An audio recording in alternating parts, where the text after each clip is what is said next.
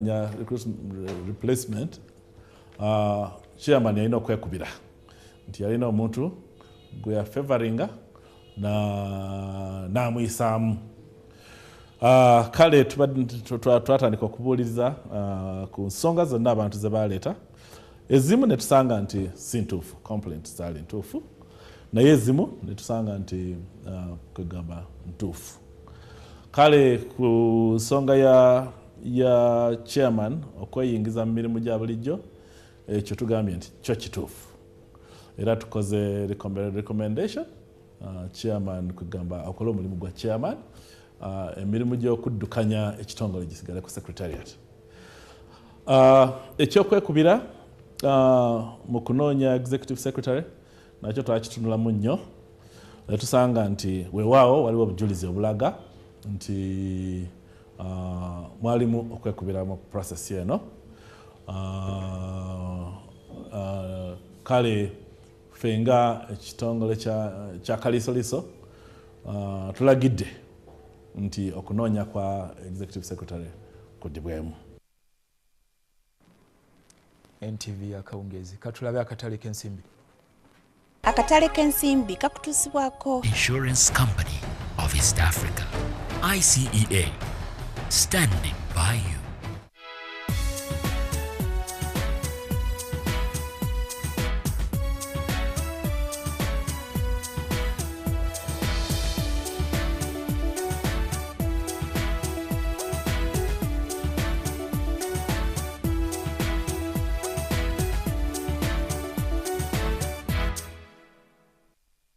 Fortunately for us, we have made one smart choice. We chose to secure what we hold dear. We chose to insure with the Insurance Company of East Africa, ICEA, standing by you. Wow, bali banywanyi abo dakika wasigadde 25 essaawa ziwere 2 katukomewo n'ebyemizannyo tovaawo.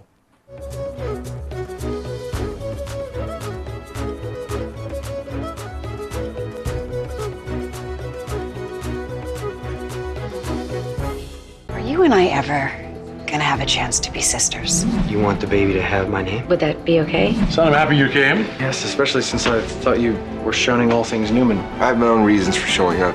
What did you say about him? I'm sorry, attempted rape. Okay, look, whatever you think you know about him, you don't know his heart. If there is a way to make me feel more miserable, you will instinctively find it. You gave up the one woman you loved, and now you're having a hard time figuring out how to move on? I can't imagine who would want to hurt a good man like you. Okay, you know what? I don't need you telling me how to feel about Lily. Are you pregnant? No. Then why are you trying to alienate Tyler? Has something happened between the two of you? Are you afraid that I'm gonna do something to ruin your marriage, or that you will? Why don't we have a party? I'll bring Nikki and bring your siblings. How's that? Now, what are you gonna do? You gonna blackmail them this time, or are you gonna bribe them? Looks like Mommy's not the only one who knows how to make up a story.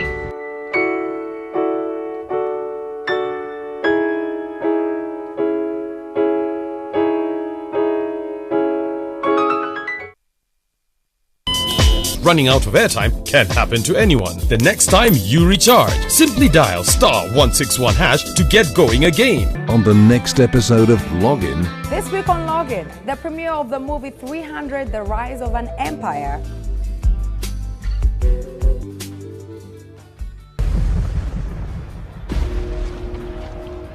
Attack the Greeks with my entire navy. A one-on-one with Gloria Wavamuno. This place over here. Look at this. Even my producer looked at it. He's like, wow, that is beautiful. And if and the International Women's Day Banquet. Yeah. This one goes out to all my women, you know, my strong women. Login.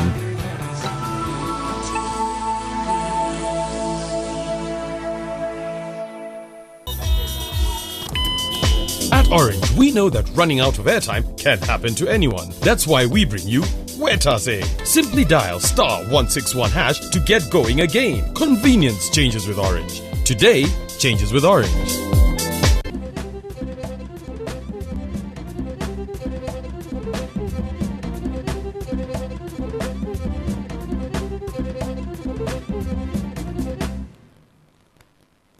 mu byemizannyo John ababuulidde nti okutuusa olwa 12 omwezi ogw'omukaaga omwaka guno we lunaatuukira lunaku ekikopo ky'ensi yonna lwe kigenda okutandika tujja kuba tubawa ebimu ku ebyo ebigenda mu maaso mu nteekateeka Brazil. Olwaleero tugenda kutunuulira ttiimu ziri mu kibinja M, mulimu Brazil, mulimu Croatia, Mexico ne Cameroon. Tugenda kulaga bazanyi ki ttiimu zino bezeesigamako bezisuubira okubakolera obulungi.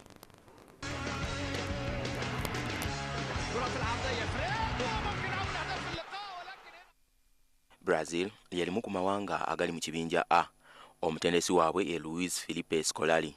Neymar y'omu ku bazanyi abasuubirwa okwesigamibwako ennyo mu mpaka z'omulundi guno. Brazil yakawangula ekikopo kino emirundi 5 nga basooka kukiwangula mu mwaka ogw'olukumi-1958 ne baddamu okukiwangula mu mwaka ogw'olukumi-1962, 1970, 1994 ne mwaka ogw'2022. Brazil yawangula ekikopo kya Confederation mu mwaka oguwedde era nga bangi tebajja kwewuunya singa ewangula ekikopo ky'ensi yonna omulundi ogw'omukaaga naddala nga bwe guli nti be bategesi b'empaka z'omulundi guno.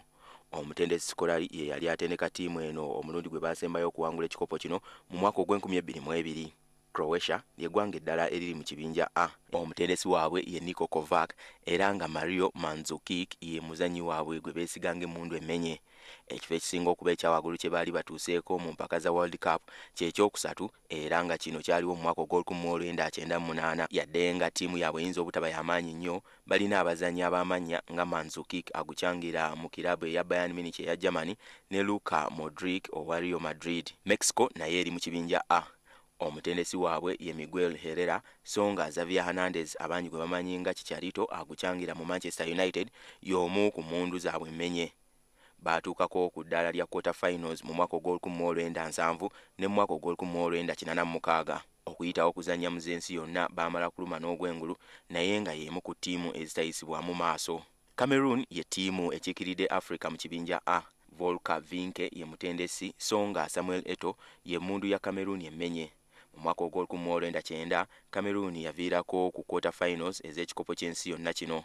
Yadde nga ttiimu eno si ennungi ennyo bw'ogeraageranya ku ttiimu Cameroon zezze ebeera nazo, abazanyi nga Samuel Eto'o, Steven Mbia, Alex Song ne Jean Makun tebayisika mu maaso.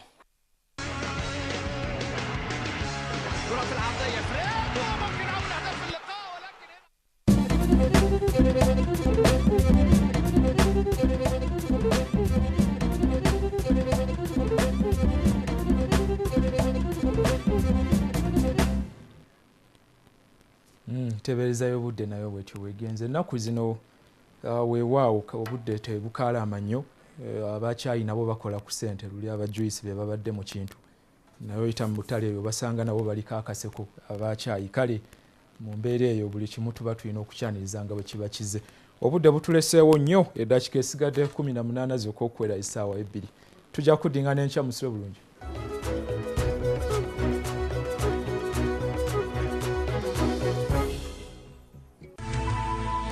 NTV, turning on your world.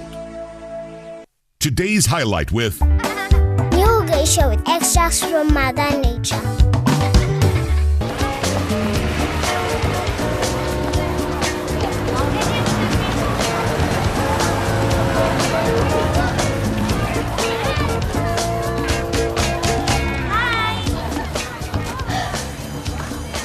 Told you.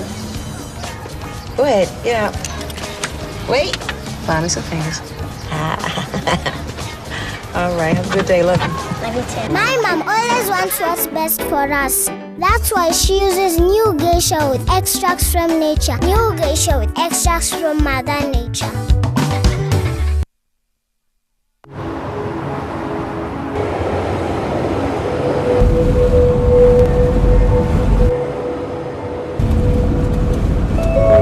And the change of government won't stop a thing. I've run out of fingers counting the number of multinationals setting up here. What about the 3 companies that announced their plans to launch last week? I say they're shopping. Me, I'd be looking to sell. At what price? More. Much, much more.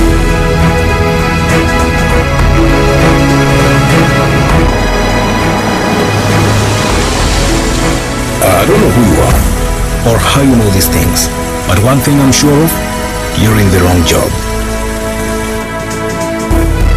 Here, call me tomorrow at 9 o'clock in the morning. I'd like to hear more from you. Are you ready for your big break? The East African, understanding the region.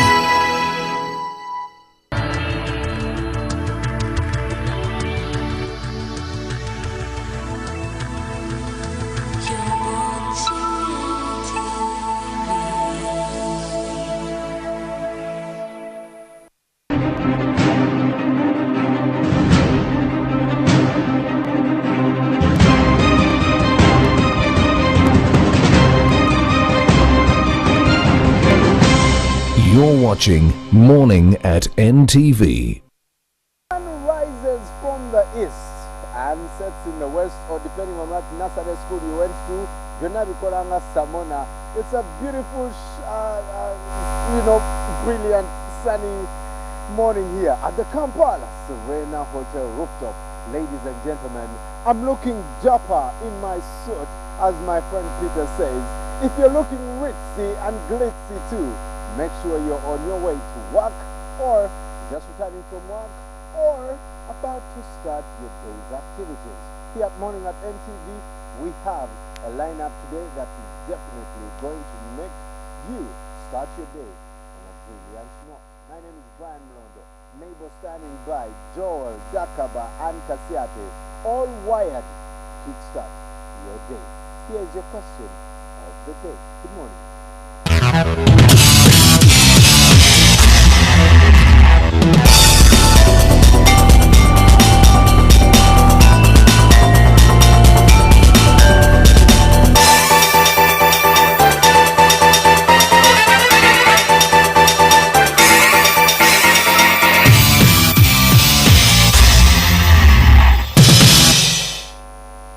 Help us answer that question on our Facebook page, Morning at NTV, and of course you can tweet it at Morning at NTV. The SMS platform is also open for you.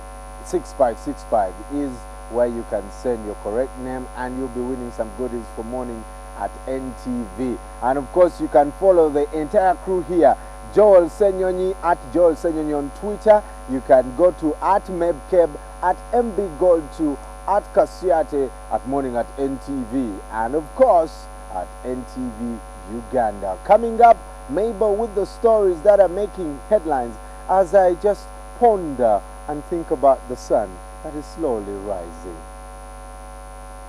And I ponder with you, though I have no son in here in the studio. We're glad you're watching us today, midweek. Thank you for joining us on air or online. Welcome to the program that gets you started. Let's look at some of the stories making headlines. Intelligence information indicates that once again, the Al-Shabaab has designs on Uganda. IGG issues a statement calling for the sacking of Fajil Mandi. And local government committee MPs were yesterday morning stunned to learn that teachers have not received their salaries for over 2 months. You're watching Morning at NTV. Intelligence information indicates that once again, the Al-Shabaab has designs on Uganda. The police has issued a fresh terror alert with emphasis on fuel tankers, depots and petrol stations. New guidelines and measures have been released on how fuel dealers should operate from now onwards. Suhail Mugabi with this report. If you're in the petroleum business, now is a good time as any to take extra precaution. The Uganda Police Force has received information that the Al-Shabaab terrorists are planning to attack fuel tankers in transit, fuel depots and petrol stations. We shall sustain this effort even if it means the whole year, and if intelligence is still giving us information that the threat level is high, we shall sustain this operation. The force will engage all fuel dealers and truck drivers to comply with the countermeasures that they are putting in place. They will also guard all fuel stations and depots around the country. This threat, according to security experts, is not an idle one and should not be taken lightly. I mean, let's not just say they try to do this. No. These guys, before they attack any country or any investment, they want to see what systems have you put in place? And if they try, what amount of resistance are they going to get? And that's why Uganda has really done a very good job. And if they try, I think they will get some very big resistance. A drive around some of the fuel stations, however, revealed that the force had not been as quick to act as they had promised. There were few honor officers deployed there. Some of the fuel dealers, however, did confirm that they had been notified of the threat. We only offload during the day. We don't offload at night, and we keep keen eye to whoever drives in and out at the station.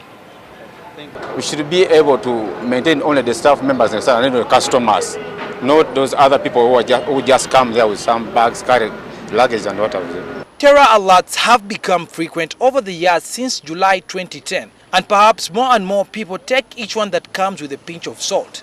The fear is now that the public has grown accustomed to warnings and learned to ignore them.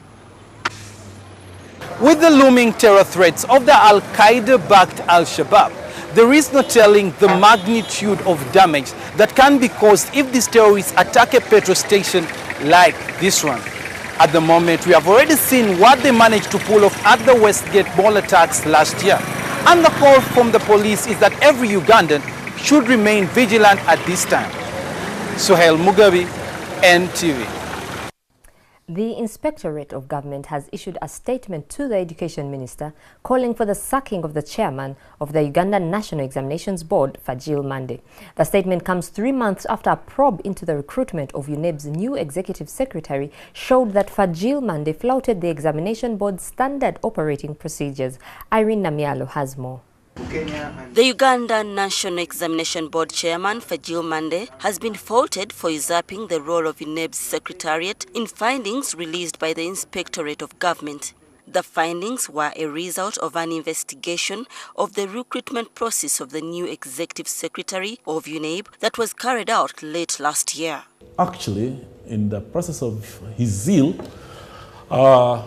some people are rubbed the wrong way. There's a perception that there is over-interference in the day-to-day running of UNEB. The secretariat is completely ignored, overlooked. Fajil Mande is accused of influencing the recruitment process in total disregard of UNEB's standards operating procedures. They introduced a new requirement that candidates should not exceed 60 years of age. So that literally eliminated all the candidates, existing deputy executive secretaries who would have been eligible to compete. The statement signed by the Inspector General of Government calls for the termination of all proceedings of the recruitment process and a reconsideration by the President on his decision of appointing Mr. Fajil Mande as chairperson of UNEB. So we expect compliance on recommendations where we've exercised our authority as Inspector General of Government, for instance, the halting of the process. That is something which we expect compliance on.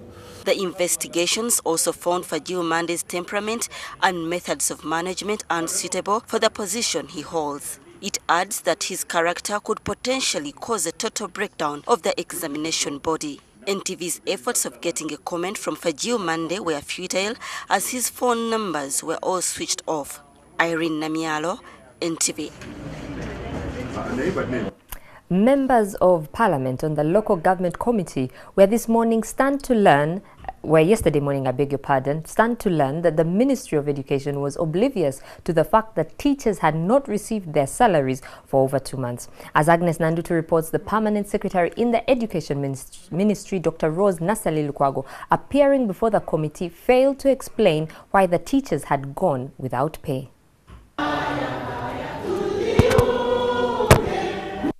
After protestation that thousands of civil servants had gone without pay in January and February, Speaker of Parliament Rebecca Kadaga directed the Parliamentary Committee on Local Governments to investigate the matter. A number of stakeholders, including the Health and Public Service Ministries, have appeared before this committee. Today, officials from the Ministry of Education, led by the Permanent Secretary Rose Nasali, appeared to explain why teachers have gone without pay for 2 months now. But Nasali told the MPs that she was not aware that teachers are not receiving their salaries, a statement that infuriated the committee. I have interacted with a few head teachers who have been to see me, and none of them has given me any information on teachers who have missed salaries. I don't have a list of names because the information I'm talking about is a name, registration number. You have not had any reports, any complaint about salary anomalies. Where should teachers report? Where should they go? It looks like wherever they are going, nobody is interested in their complaint. Now here's the problem of the teachers, which is on the fingertips of everybody. Is it in order for the member of this team to continue submitting that they are sitting, waiting for the formal communication, such that if it never comes, the problem can continue to persist? Thousands of teachers are among several other civil servants across the country who have not received salaries for the last 2 months. Nasari and her team were unable to give a justification for the delay and were sent out of the committee and given an ultimatum of 2 days to avail the necessary information. Instead of submitting names for real teachers, they submit names for ghost workers. They distort information concerning bank accounts of various teachers, and teachers' salaries end up in other accounts.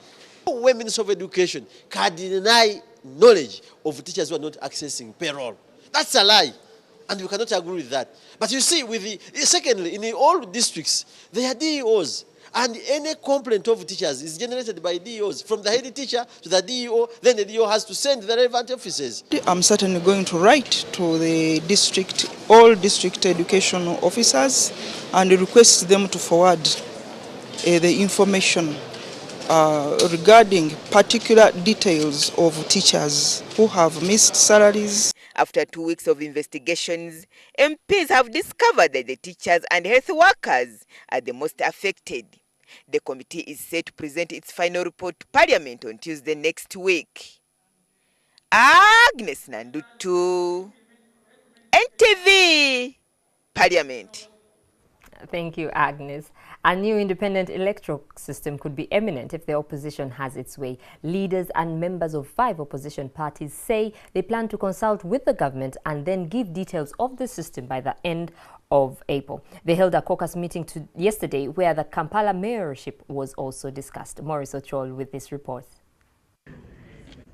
The opposition leaders in attendance were DP President Norbert Mao, FDC President Mugisha Muntu, UPC's Olaro Tuno, and MPs and members of the civil society. The rendezvous was the Parliamentary Conference Hall.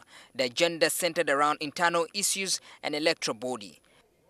The group say they will come up with their own electoral commission by the end of April. Establishing a new electoral system for organizing and managing elections that can deliver on free and fair election. That is what we are focusing on.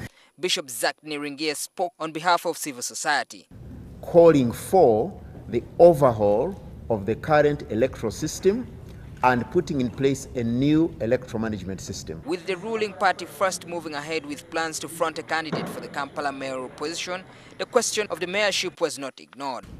The constitution of Uganda to be undermined, and no one should use Honorable Norbert Mao's disagreements with Honorable Elias Lukwago to make it appear as if the Democratic Party is celebrating the attack on the office of the Lord Mayor. Do you need, okay, for lack of better, super educationalists like Fajil who are too extreme?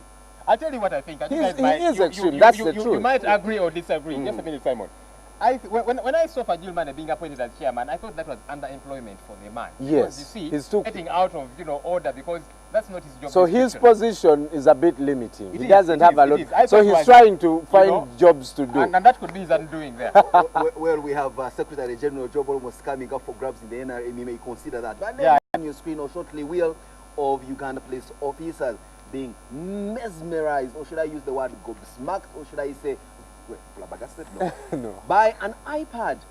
These are police officers, government officials. Perhaps the same picture would have played out in Pananis in Kamuri, posing off as HIV positive persons to access microfinance services and NGO services with regard to hearing. Now you've got a SACCO, came up, set up shop, genuine, pulled up money, started, you know, gathering savings for. That our leaders, they are thieves, they are, you know, they misappropriate our money, and that's true. But you see, at our micro levels, we are that way. Yesterday night, I went to Wonder Gear to print a couple of booklets for something, and afterwards, I asked this gentleman to make a receipt for me. And this man asked me, how much should I write on the receipt? I told him, you lousy man, how much am I paying you for this? He told me the amount. I said, so why are you being foolish by asking me how much you should write on the receipt? Right. Now, you see, that guy, if you put him between you and him, that man was certainly not a foolish one, because he knew exactly what. But you see, he was telling me that that's what that's happens. the order of the day. To put a certain amounts of money. But you see, if such a person is given an office tomorrow and is put in charge of billions of shillings, he will steal those billions of shillings. He will also steal the rubber bands used to hold that money. But that's what happens. And you see, this is the pretense I keep telling you about we Ugandans. When I say that Ugandans were inherently a bad bunch of people, you check. There are some good ones. So I have a lot of hope in this country. You check social media, Facebook and Twitter, where all these Ugandans go into grandstand and rant and position themselves with this holier-than-thou attitude. Thieves, cheaters, philanderers, all of them. Hey, government is a thief. Government is a thief. But you see, at their own micro level, they're incompetent at their workplaces. That's why perhaps they spend much of their time Facebooking and not doing what they are doing. They are stealing, they are cheating on their girlfriends and wives. They are doing all sorts of heinous things and quickly running to pay the government. And you know what their scapegoat is? Well, government is supposed to lead us by example. Come on. If you look at the receipt books of most fuel stations in this country, there are like 5 pages that are empty. Why? Because a receipt was taken by a government official, by a guy who works for an NGO, by a guy who works for a power generating company, because he's stealing the wrong amount. So well, there is a man who is suffering as a result of indeed the kind of theft we are talking about. A man has pitched camp at Mukono police station, protesting police is in action towards the recovery of his taxi, which was his sole breadwinning item. He's pitched camp there with his family, and he's saying for over a year, police has failed to act. Well, if everybody who has reported a case to police and has not received any kind of remedial help from the police does pitch camp at a police station, I can bet my arm police stations in this country will not have enough space to accommodate all of us. Certainly. After all, they don't even have fuel apparently to come and bail us out when we need help. We say help, they say give us fuel, CUET. We should probably begin moving with flasks. for policemen. Bride price appeal hearing suffers setback. Let's know that there is an interesting debate going on whether or not we should have bride price as part of our practice in order to get a wife. Because of issues like bride price, some of our colleagues have taken to total celibacy. And I'm not saying anything about you, Joel. And of course, there are those who unfortunately are not married, but they are practicing marriage. I'll tell you my view about this whole bridal thing. Yeah, I think it's been totally taken out of context. It has become absolute poppycock the way it operates. Yeah, people are asking for Sijui land titles. I don't know, give us a track of what. And I think it's nonsense. You see, these parents actually forget that, you see, this daughter of mine is going to get married to this guy. He will get a loan, give us a land title, etc., etc. But you see, our daughter will pay indirectly, and parents do not see that. Now, I'm not totally, I don't think it's a generally bad practice, yeah, but you see the way it is done today, it is very worrying. We need to get serious. And you might say, well, I'm saying that because I'm not married yet. Let me tell you something, yeah? When I'm going to get married, even if they ask for 20 cows that have no tails, 50 pigs that have horns, I will get. Precisely the point here that, look, if someone is asking for a land title today, a full truck, a little elf, a household, double-decker, fridge and all that, that's precisely equivalent to what 50 years ago people would look at a young man just growing up and asking them to give them 20 cows. That was possible. And you say they keep paying for the ladies. How about us? Because they say, you see, we've educated our daughters. My parents educated me too. Marian and Joel, I have warned you going in that direction. You are going to face the wrath of the female folk out there. Yes. But we're talking about bringing it on.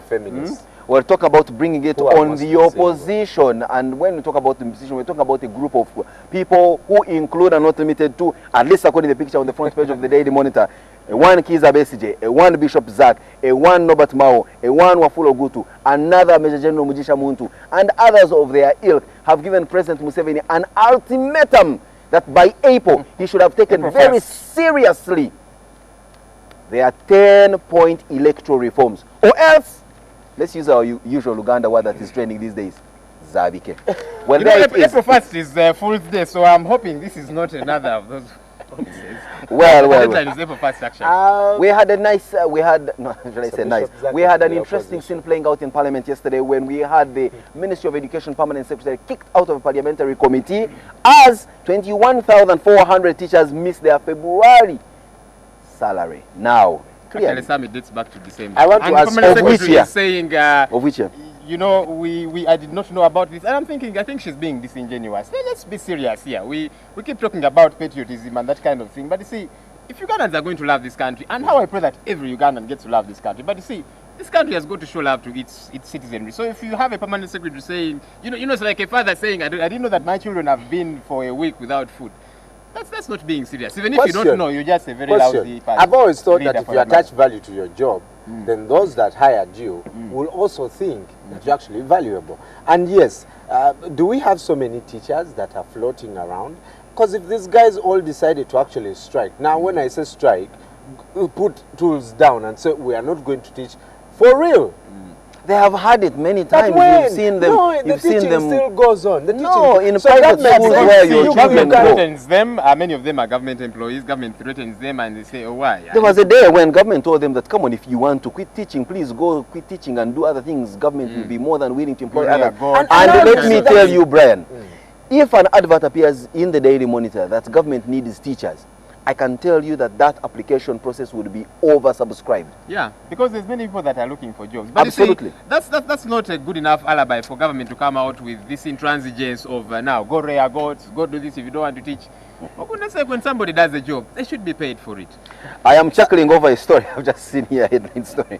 Opposition FDC party to recruit, groom new leaders. What else would you have done? I mean, this is a story coming in almost 10 years after this party was formed, and you think as opposition party to recruit, groom new leaders. So all along, what were you doing? Well, for them, they are probably saying we need to keep up with the way things are moving, get new tax on board, as opposed to others who are saying within themselves and we prefer the way things as they were, forever shall be, now and forever. Well, we saw machinations going on for party president at FDC. I don't think it was any different from any machination we've seen elsewhere. We've seen the selection of their shadow cabinet and all that. Election, albeit not very. You are very right. There are people like my friends in the UPC who possibly will not have an election, I can tell you. Well, there are new plans. Yesterday we reported to you, courtesy of the Daily Monitor, of an interesting redevelopment plan that has been unveiled by the Kampala Capital City Authority to redevelop that junction at Ginger Road to make it a double-decker boulevard with, they call it cloverleaf junctions and all the like. Now here in the Daily Monitor this morning, we're seeing plans to redevelop Kiseka Market, and there is an interesting picture-fake artistic impression of Kiseka Market that has a double-decker bus on it. I mean, clearly. Kiseka Market. Kiseka Market. How and when this will be done, get yourself a copy of the Daily Monitor. I get the feeling that this is a sarcastic chuckle coming in from you. But I personally applaud one, Kiseka Market traders, for coming up with their own, you know, they said we are going to own this market, we are going to build it ourselves. It's going to take about 5 years to put it up. And they've told, there was an investor who wanted to buy their land. They told him, back off, we're going to get our own. They are starting to clear the place. So I think, I actually believe Kiseka will put up their market before that Ginger Road thing comes. Well, we saw some similar scenes playing out not far away from Kiseka Market in Shauriako, where the market was put up, but you know at what cost and what kind of machinations were at play. Before you know it, there will be people running to the president back and forth and wearing yellow t-shirts. But talking of which, I should have now, if you thought that crime is going to be averted from the streets or from the neighborhoods, well, you are out to get yourself some bit of a shocker. Now, the police has set up a cyber crimes unit. Yeah, it probably has about 6 police officers. Who have no idea what a login or log out is. But clearly, there you are now. Many of you who have been facing the wrath of social media and people abusing you and showing you the backside and middle fingers, perhaps the police is now coming in to say, we're going to save you from this kind of haunting and hounding and being, what they call it, stalked on cyberspace, or even being conned. You've got cases where friends send you distress messages, they are stuck somewhere, when clearly they are not but some kind of hacker or thief hacked into their system, into their login details, and sent this kind of distress message.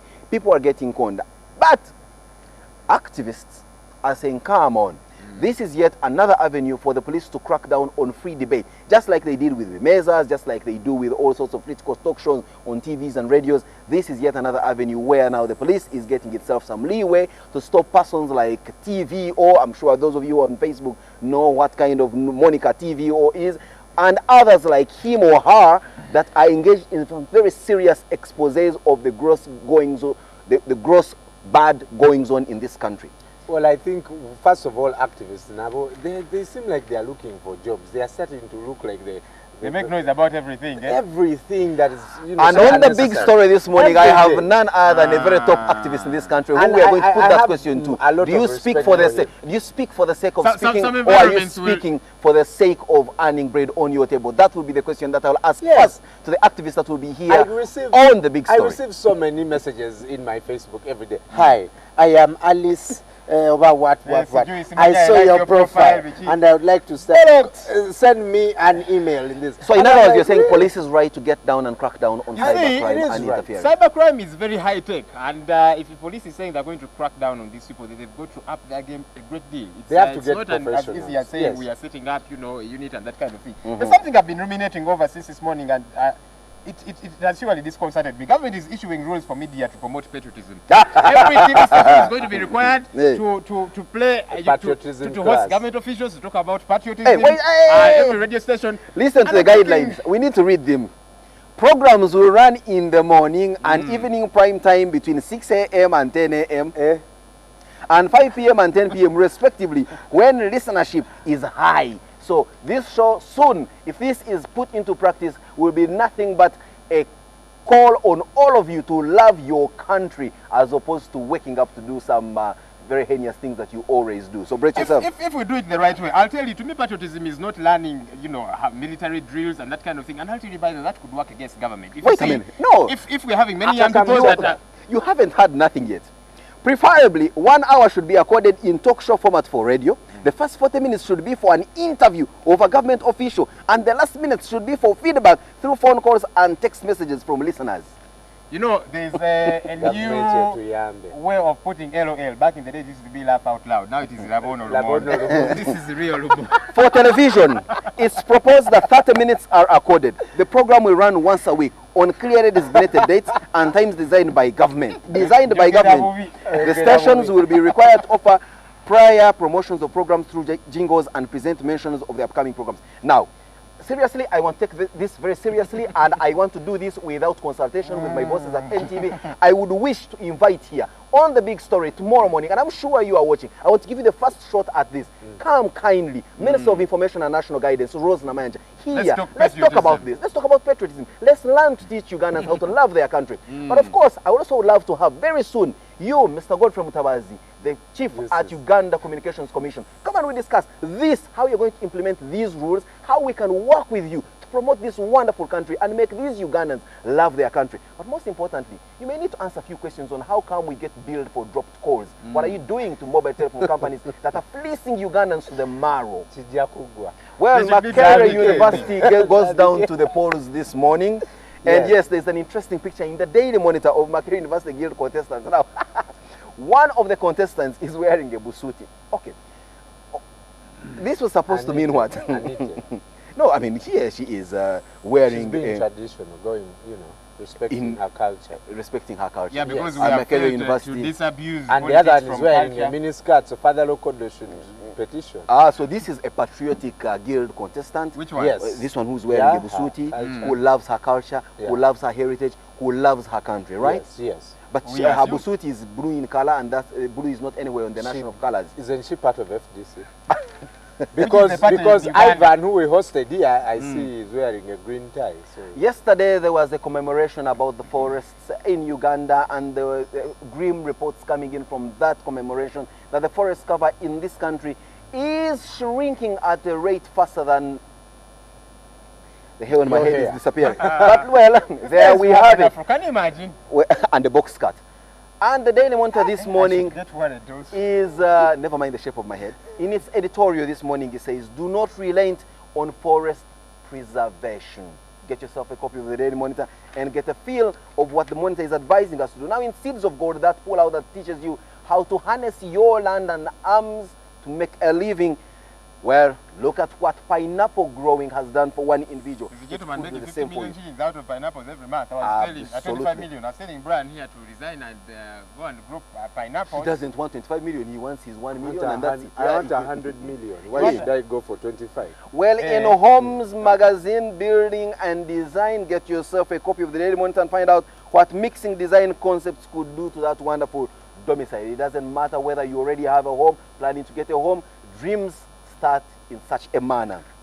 Somebody was telling me about people who are car rich but house poor. Find a fellow driving a very powerful machine but they are on a musigo somewhere. And you're thinking, okay, that car you're driving is actually a house. You are in a moving house, but anyhow. Right. Well, there we are now getting into the sports section of the Daily Monitor. I do not know whether there is a story on the Champions League matches as played last evening, but Brian, I'm sure you and Mr. Dakaba will be certainly giving us the insight into this sports. But something, going on, there was a poll yesterday on Fox about whether Man U should actually fire Moyes. We'll be talking that and more with Isma later. We're talking about which, let's get ourselves fired from this set as we pave way for the big story coming up to you this morning as we look at activism and where they have been all along. When the issue of the homosexuality or anti-homosexuality bill was discussed, there was a deafening silence from those quarters. Why? Could it have been that they were dancing to the tunes of who is paying the piper? Those and many questions will be answered when we return.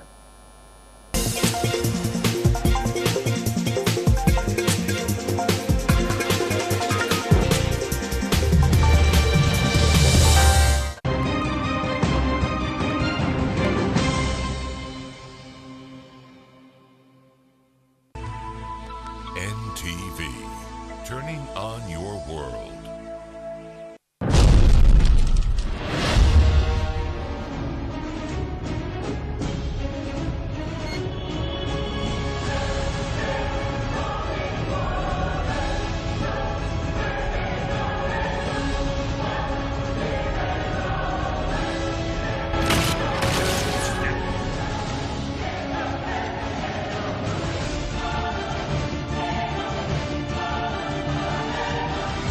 I can smell that liquor on your breath. Because I've been drinking.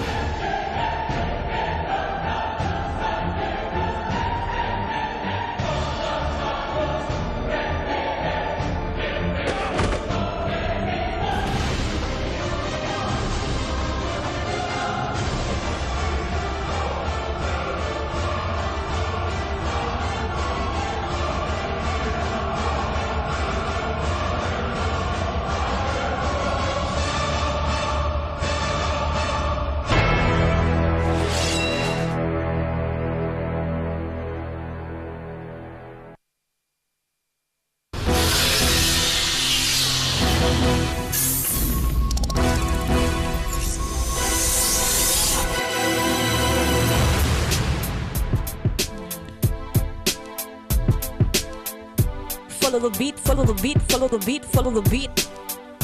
Follow the beat. Follow the beat, follow the beat, follow the beat, follow the beat. Follow the beat. Follow the beat, follow the beat.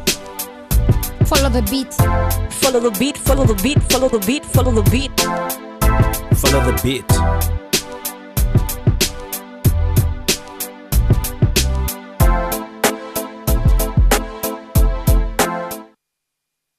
Me. Oh, you give me way too much credit. You know what? You got what you want. But what shocks me is that you don't care at all about Hakim and Lulu. What was that? That was me trying to save the two of us. At the expense of someone's career? A man's got to do what a man's got to do to survive. All I need is answers. How about you stay away from my reporters and stay away from my newspaper? Hakim could be Mabel's son, but that's yet to be verified. But where do you get all these stories from? I'm a journalist, but what I don't buy... If you spend less time on the phone, you should probably move up to speed. Oh gee, thanks for the advice. I am your mother, not one of your cheap whores, and you need to show me some respect.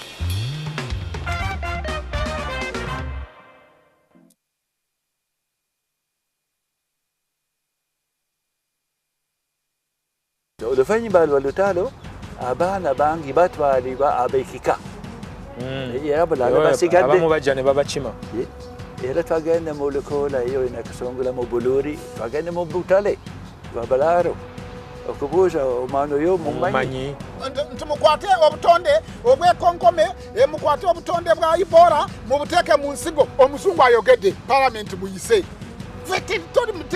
bosi basajja omulembe guno gutuusemu n'abantu n'entondo kati waliwo n'emyaka egy'entondo waliwo yakiŋŋamba bamugamba muŋŋambe bulungi kati munkwate empola dokita buli akwata bayibuli eno ajja kusomera bintu nga ye bw'alowooza.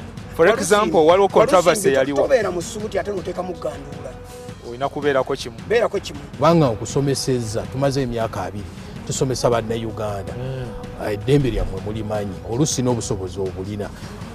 Nakulabira Abaganda baagala Kabaka. Oh!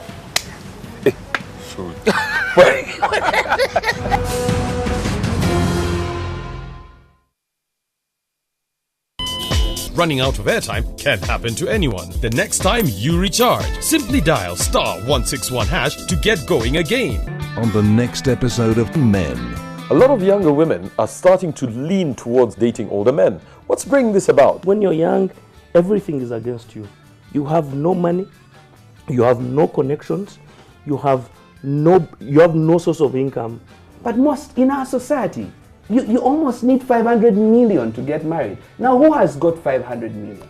It's the old guys who, There's also this assumption that at this age, this person should have matured. They know exactly what they want out of life. From senior 6, he has been dating this one, dropping this one. The culprits are the same. Where he goes, he jumps from the burning saucepan, he goes to the front end, and then he from the front end to the front end. Men.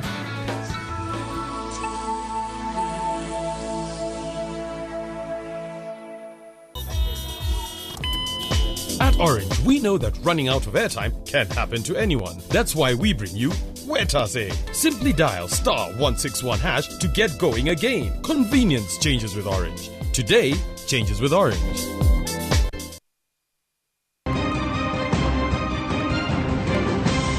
You're watching Morning at NTV with Simon Kasiate, Mabel Kebirunji, and Brian Molondo.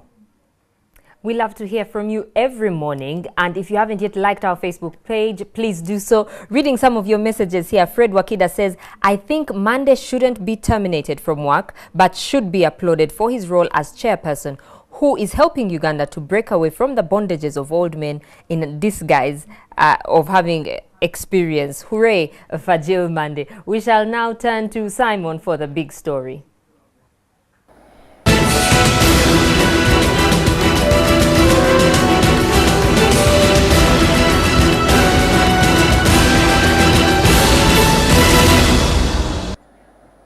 Not so long ago, President Yoweri Museveni assented to what was then dubbed as the Anti-homosexuality bill. It's now a law, and of course we all know for a fact the kind of fury, the kind of cry and hue the signing of this bill has created.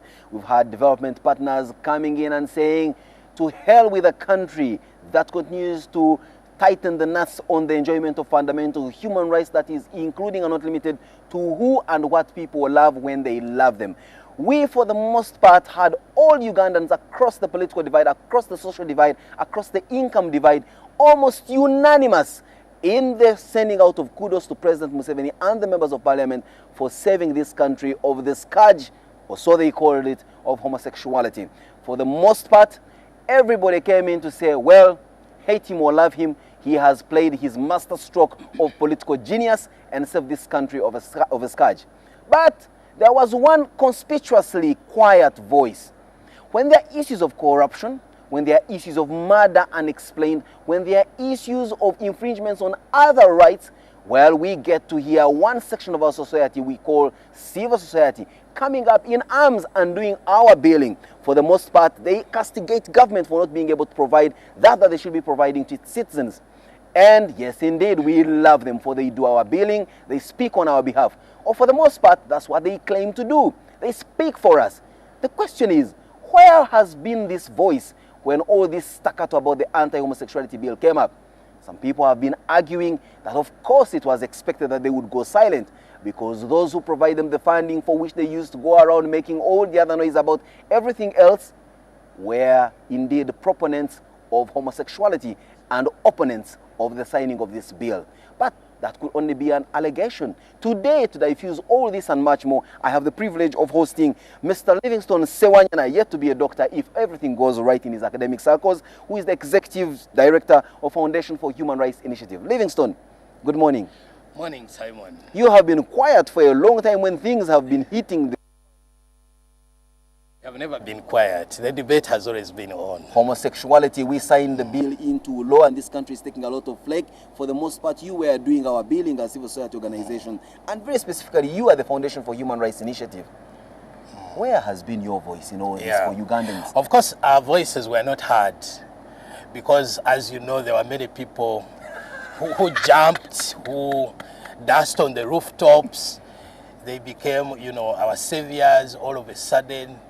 And certainly, what would you expect people who appeal to reason? When we appeal to reason, quite often we cannot silence those voices. But remember that even before the bill was passed into law, the debate had been on. We had cautioned the government about this process, but they couldn't listen. We had spoken to members of parliament, they couldn't listen. What had you spoken to government about? What had you spoken to members of parliament about, Livingstone? Remind Uganda. Exactly. You know, before the 9th parliament started business, they had an induction seminar, and they invited a number of speakers. I was among those who addressed.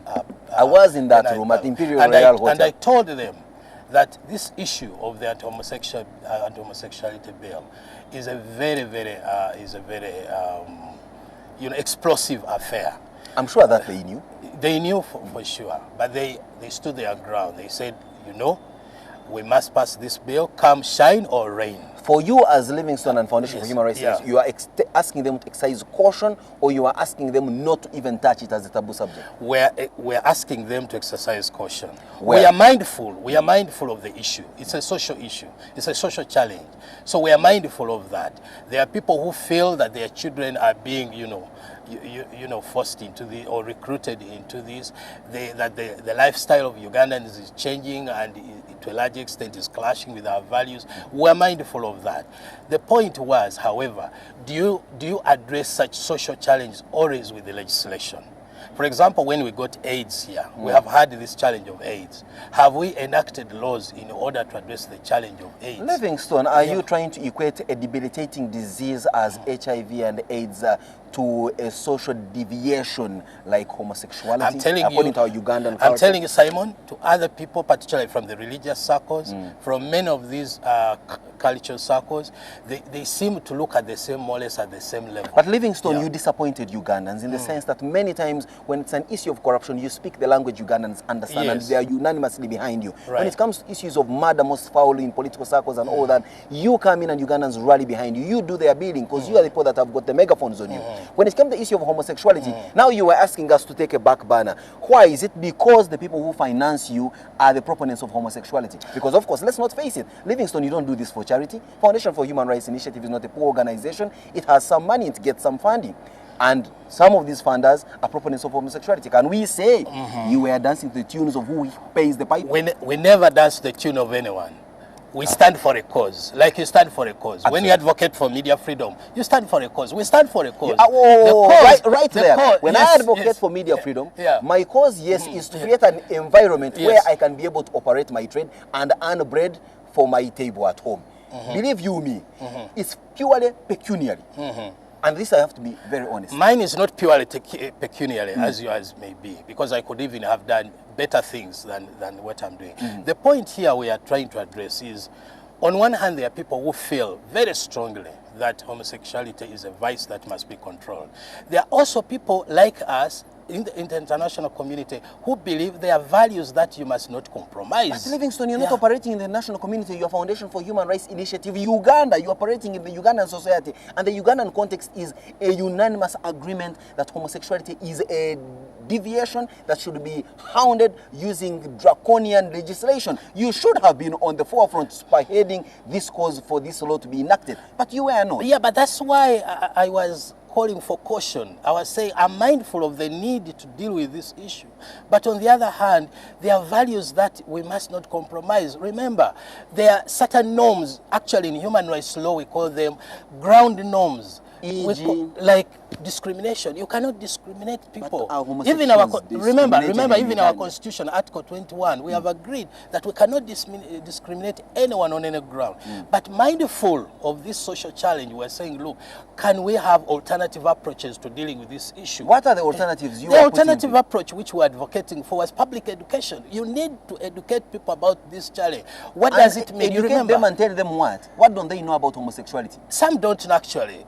There are people who are asking now, what is this discussion all about? Why? Because it is an alien practice in this part of the world. Actually, some people... that in fact, anyone who partakes of it should not be part of this society, or so they argue. By the way, Simon, on the contrary, people argue that this is a lifelong thing, that even before colonialism, this vice was here. Yeah, that even among our most... as it is today. Simon, among our most prominent leaders, even the past and present, and even in the future. Exactly, they did practice that, but they never went out of their way to advocate for it, to discuss it in public, because they felt it is an issue that needs to be dealt with in a different Let's go back to the basics here. Livingstone, as Foundation for Human Rights Initiative, or as civil society, who do you speak for?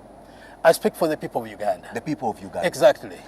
The people of Uganda unanimously wanted to hear nothing deviating from the law that was passed. The people of Uganda have not voted on this issue for you to say it is unanimous. Well, they voted in parliament. These people in parliament are our representatives. What sort of debate was that? Was there a real debate you can talk about? Well, this thing had been banging both left, right, and center in parliamentary committees. You were in parliament. You are one of the stakeholders that were consulted. On this issue, they did not even call us to debate this subject. Well, you sent in a petition. I know you that. Remember that Honorable Mbaba said even there was no quorum in parliament to debate this issue. The whole thing was, whisked through in a space of... By the way, have you heard or have you read the president's letter, which actually he wrote after the bill had been passed into law, to the Speaker of Parliament? He made very strong arguments. He said, look, this is a matter that requires caution. We don't know exactly whether it is by virtue of nature or it's by virtue of but by the fact that the president finally assented to it as law, it renders irrelevant whatever other views. I entirely agree that once it is law, of course we now have to look at the issue of implementation. But we must be mindful of the fact, was it signed because of cheap political gain? Was it because of the pressures? Was it because of the 2016? There are reasons why some of these laws are enacted. Let's exchange places here. Yes. And I ask you the same question. Right. In your view, Livingstone, you think this law was passed out of populism and grandstanding? I heard you with some political calculations. There was a lot of political calculation because round up 2016, we need to up our game. We need popularity. We have lost it. There has been too much corruption. The accusations and counter-accusations. Precisely my point. Yes. That this is an issue that's at the core of Ugandans. This is what Ugandans want to hear. And your voice was not one of those voices propagating this. And to you, doesn't it bother you that you were such a disappointment to Ugandans who you claim to speak for? I'm not a disappointment to Ugandans because I'm supposed to be a conscience of the people. And as a conscience of the people, I talked about the need to exercise caution. I am mindful of the voices, the pro and against. So I'm not saying, oh, the law must be passed, or the law should not be passed. I'm saying, let's recognize the challenge. Let's recognize the clash of values. Let's be mindful of the fact that maybe there are biological considerations, there are natural considerations. So let's look for the most appropriate way of dealing with the subject. And I was not being heard because remember, the approach to this matter has been more of blackmail. If you are on the other side, you definitely... Both sides blackmail each other, that's for a fact. I think to a large extent, those who were pro of the law were the best blackmailers in this game. Well, I also know that those who are against the law have been the biggest blackmailers. That's why we see aid cuts coming into play. That's why we are seeing relations being considered complicated because of passing this law. How much can blackmail get if that's not a massive... But Simon, I would say the reason why you are having those cuts to a large extent has a lot to do with the obligations of states. Because you know that between SCP and EC states, they have what is called the Cotonou Agreement. Well, let's maybe and break it down for the sake of our viewers. So you know, you're speaking to me because you know I know what the Cotonou Agreement is, what ACP is. For you, our viewers, ACP is an acronym to mean African, Caribbean, and Pacific countries, vis-a-vis what you call the EC, that is European Commission, but let's call it European Union countries. Right, yeah. And the Cotonou Agreement is that agreement that was signed between those two countries, or as a basement of their relationship. Precisely. But let's get down to the issue of civil society and the bidding that you do. Many allegations keep flying left, right, and center that, in fact, you do the bidding for not your conscience, for not the citizens, but for he or she that pays you to do it. We've seen many times the political class accusing you in civil society of being the little eyes and ears of imperialistic chauvinists from the West and other places, simply because they pay you. To what extent is that allegation true, Livingstone? Simon, I would say it is completely false. It should be dismissed with the contempt it deserves. Why? Why? Because we also have values. We believe in certain things which we advocate for. But like the Baganda say, where money beats, there is no... I mean, it just becomes very simple. So, to hell with your values, to hell with your thoughts, to hell with your conscience. Where there is money, you must go with that. It's not about money. It's about dignity, Simon. It's about respect for each other. It's about civic values. It's about treating other people, you know, the way we want them to be treated. It's all about the religious convictions we have, that there must be love, there must be compassion, that at no time, because I'm poor, because I'm a widow, because I'm so, I must be trampled upon.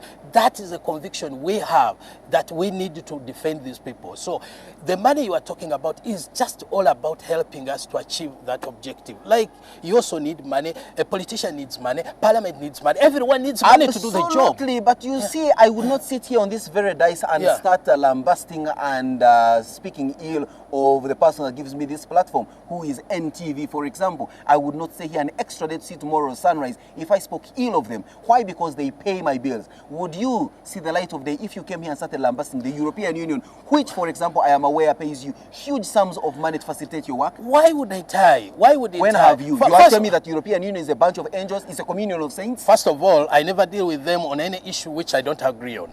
I deal with them on issues of electoral reform, on issues of domestic violence, on issues of prison reform, are in these values which our community shares, are in these values that our people yearn for. So I share those values. If what there are was some anything, of those values that you disagree with the European Union, that you, for example, would not deal with them on that matter?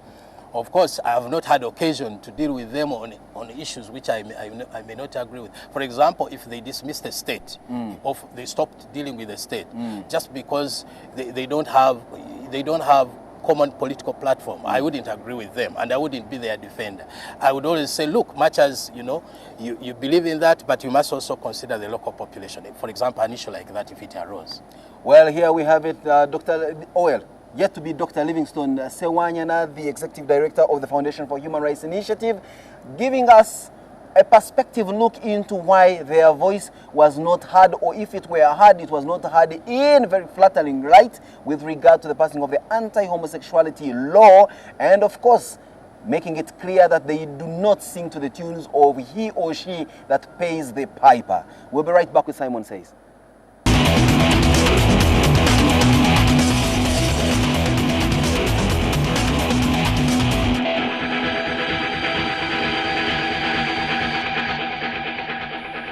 It's been said, and I will repeat, that he who pays the piper chooses the tune. For the most part, many of us will always tread very carefully when it comes to issues of pecuniary interest. Like they say also, you do not bite the hand or chop off the hand that feeds you. Now, the question that's been lingering and the allegations that have been flying left, right, and center is that many civil society organizations in this country and perhaps elsewhere in the world will always vouch and do the billing for those that pay them.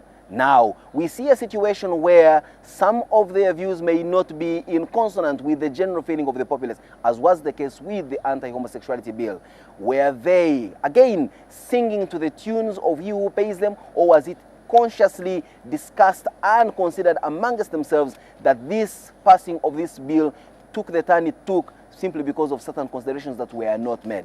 Now, at this point in time, it's not very clear when you have an allegation and a defense of that allegation coming in. It's very hard for you to conclusively predict whether or not the allegation is right or whether the denial is actually apt. But my thinking is simple. Well, we may taunt values, we may taunt beliefs, we may taunt strong convictions, but what's for sure is many times the hand that feeds you has a way of controlling what you say, what you think, where you go. And talking about which, have a wonderful day wherever this day takes you. Make sure that you do the best that you can, and of course, be mindful of the fact that you have a hand that feeds you that you need to appease and perhaps even massage. We'll be right back. Morning at NTV continues. Stay with us.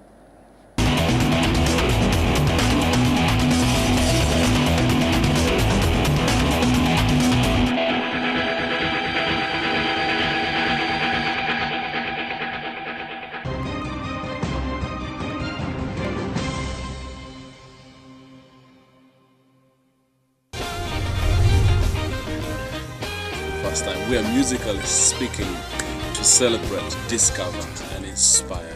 Welcome to Jazz with Isaiah.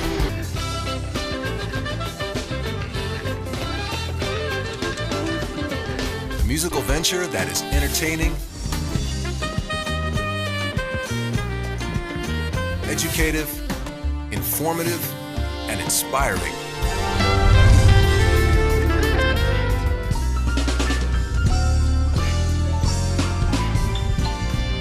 Join Isaiah as we celebrate, we discover, and we encourage talent. And we're going to have a good time. I want you to be part of that process.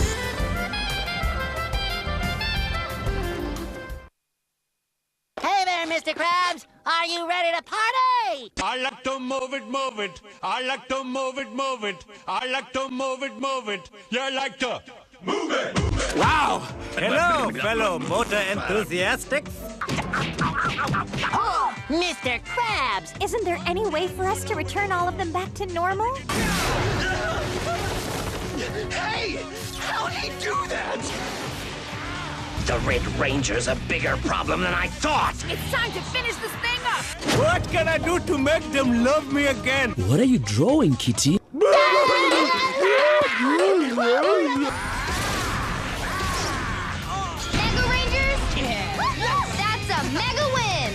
Hello? King Julian, you are truly inspiring. Ow! Sponge pot! Fantastic! She was molested when she was 6 by someone she trusted. The doctors finally walked into the door. They basically were telling me that she had a 5% chance of living. I couldn't understand how somebody that tells you they loved you, that held you as a child, could abuse you. Tommy Scott grew up among gang violence, drugs, and poverty in the projects of South Central Los Angeles. I felt not normal, not good. I wasn't lovable.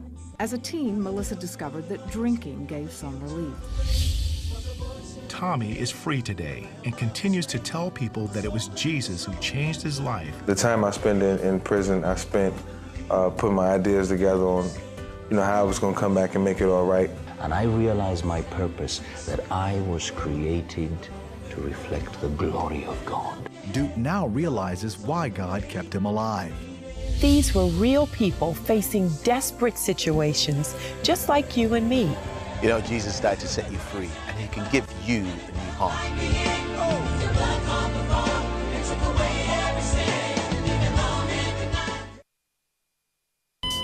Running out of airtime can happen to anyone. The next time you recharge, simply dial *161# to get going again. On the next episode of La Patrona.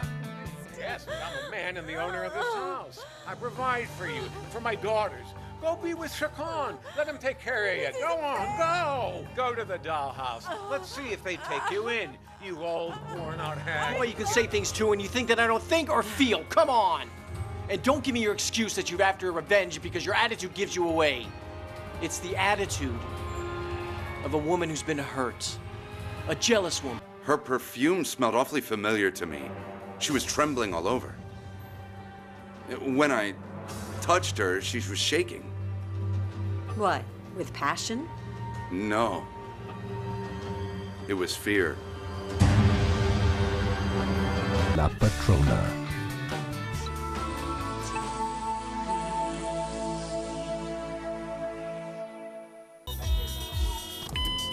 At Orange, we know that running out of airtime can happen to anyone. That's why we bring you Wetase. Simply dial *161# to get going again. Convenience changes with Orange. Today changes with Orange.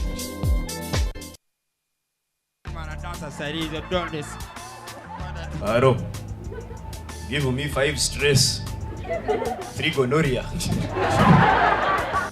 Kale muli wano, you think you've brought campasas? Omwana yena sobola gamba super deep. Simyaka jafe.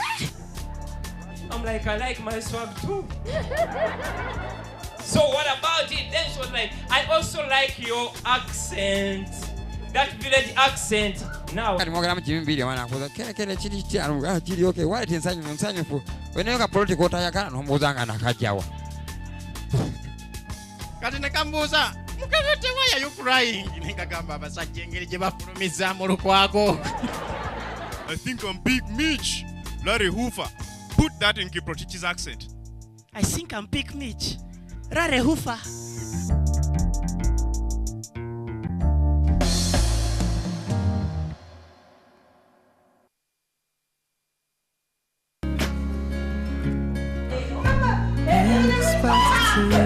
Let me tell you one thing, baby, no nabimanyire bya Gilbert. Will you shut your lips? There is something you need to know about Chris.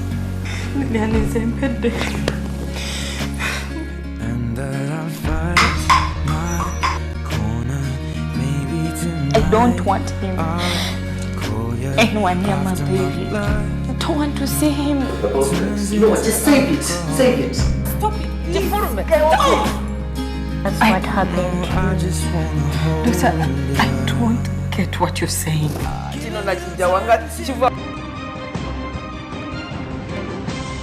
You're watching Morning at NTV with Simon Kasiate, Mabel Kebirunji, and Brian Molondo.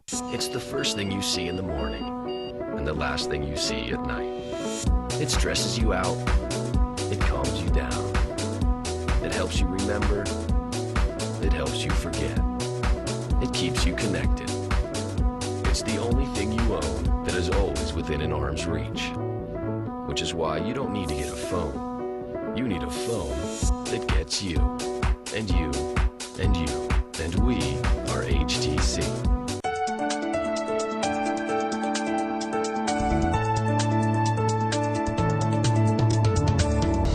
Everyday Life is brought to you by... And we are HTC. Minutes after 8 and we're still at the rooftop of the Kampala Serena Hotel, and before the break we had Livingstone Sewanyana, who is the Executive Director of Foundation for Human Rights Initiative. Your questions or comments, you can direct them to our Facebook page, Morning at NTV, and also tweet us at Morning at NTV. SMS platform is also available. Send it to 6565 and we'll be able to get some of that feedback and of course have the questions answered by Livingstone. Now, there's a great deal of debate between cloth diaper and disposable diaper, and the parents spend a lot of time changing their babies, and in the past when we were growing up it was cloth, strictly cloth, you know, mess it up a bit, we wash it and take it back on the wire to dry. Diaper changing might also seem complicated at first, but with a little practice, ask me, you'll be an expert. And very shortly we are going to look at that on Everyday Life. Good morning.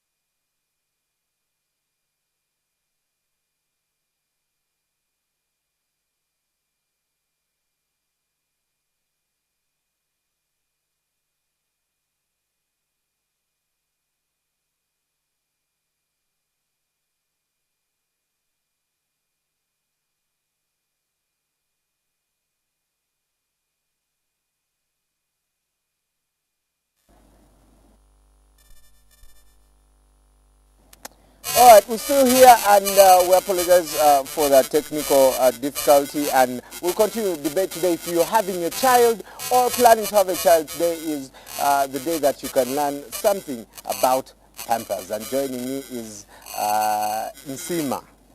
Yes, good morning. Good morning. How are you? Brand manager of Pampers. Exactly where do you stretch? Do you do the whole of Africa? Sub-Saharan expansion markets, right, in Procter & Gamble. Right. Yes. Well, I have some staggering information here, very shocking. They say that Pampers are likely to trigger asthma. How does that work? Is that true? Is that actually true? Okay, this is the first time hearing of it, but at Pampers, we're all about innovation, and we work with baby experts, pediatricians, technologists to develop the brand, and we've not had any incident where we think that where diapers have been linked to asthma. Right. Not from everything we've worked with the pediatricians. Right. I have a 9 month, right now 9 months old son.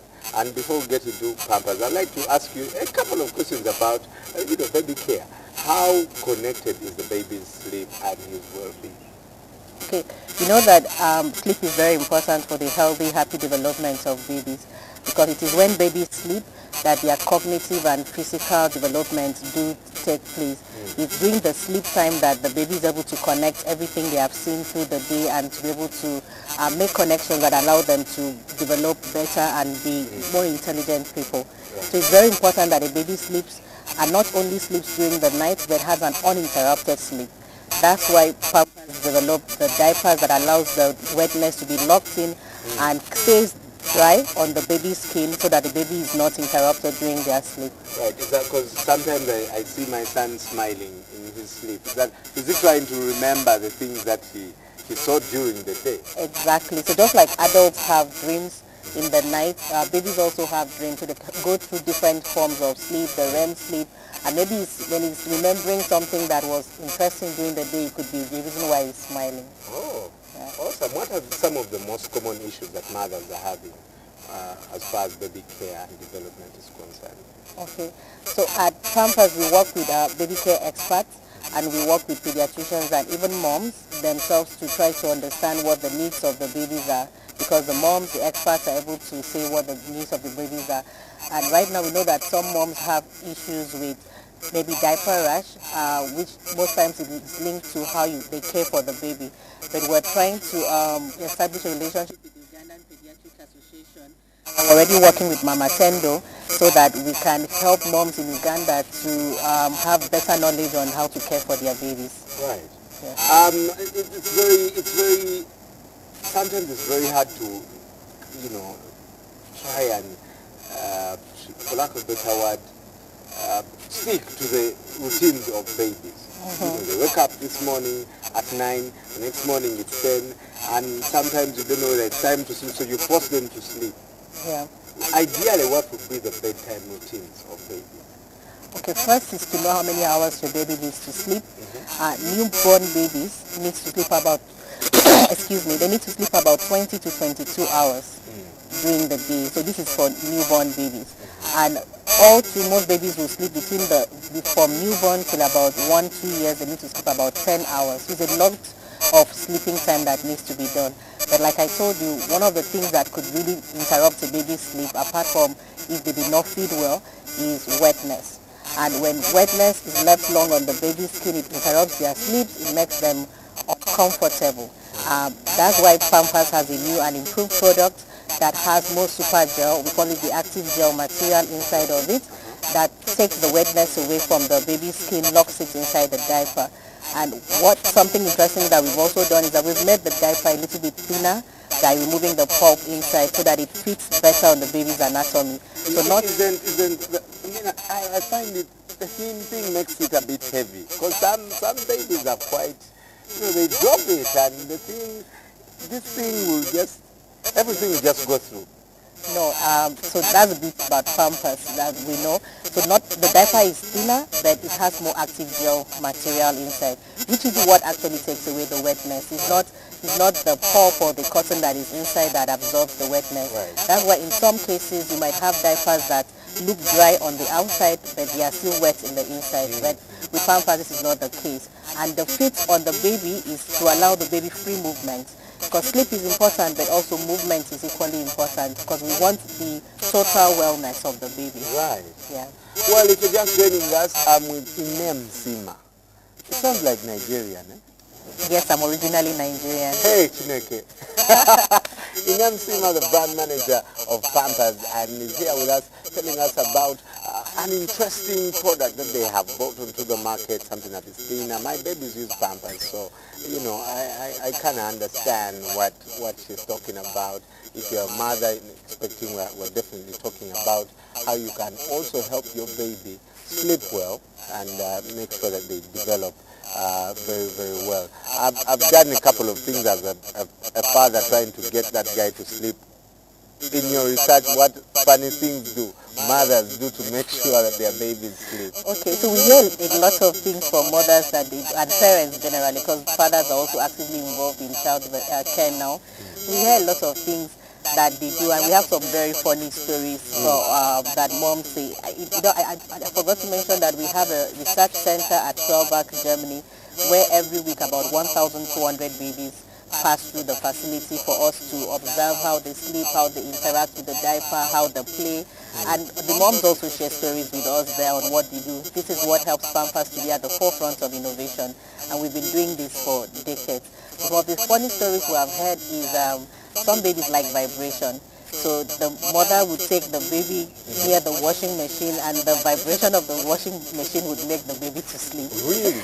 I find that very distracting. Yeah, but babies are very unique human beings. There's another example where the mother says the baby associates snoring with sleep because his father snores.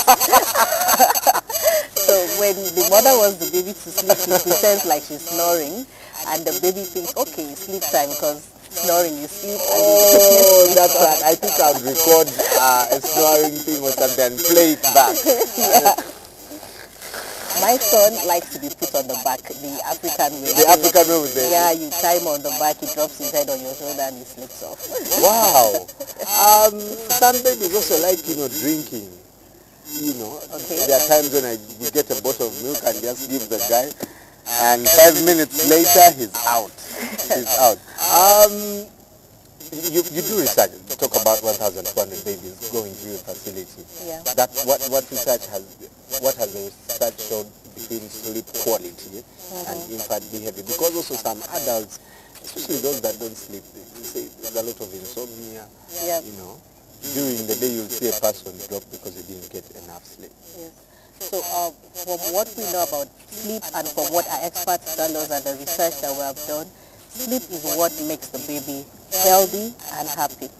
And Pampers is all about the healthy, happy development of babies, because that's actually the joy of every mother. Right. When a baby sleeps well at night, he has a good day the next day. So a baby that slept well is more open to explore his world the next day, is happier, he wants to feed more, and he wants to play. And all this helps the baby to be more active physically and to develop better physically and also to develop mentally, because that sleep helps with the cognitive development.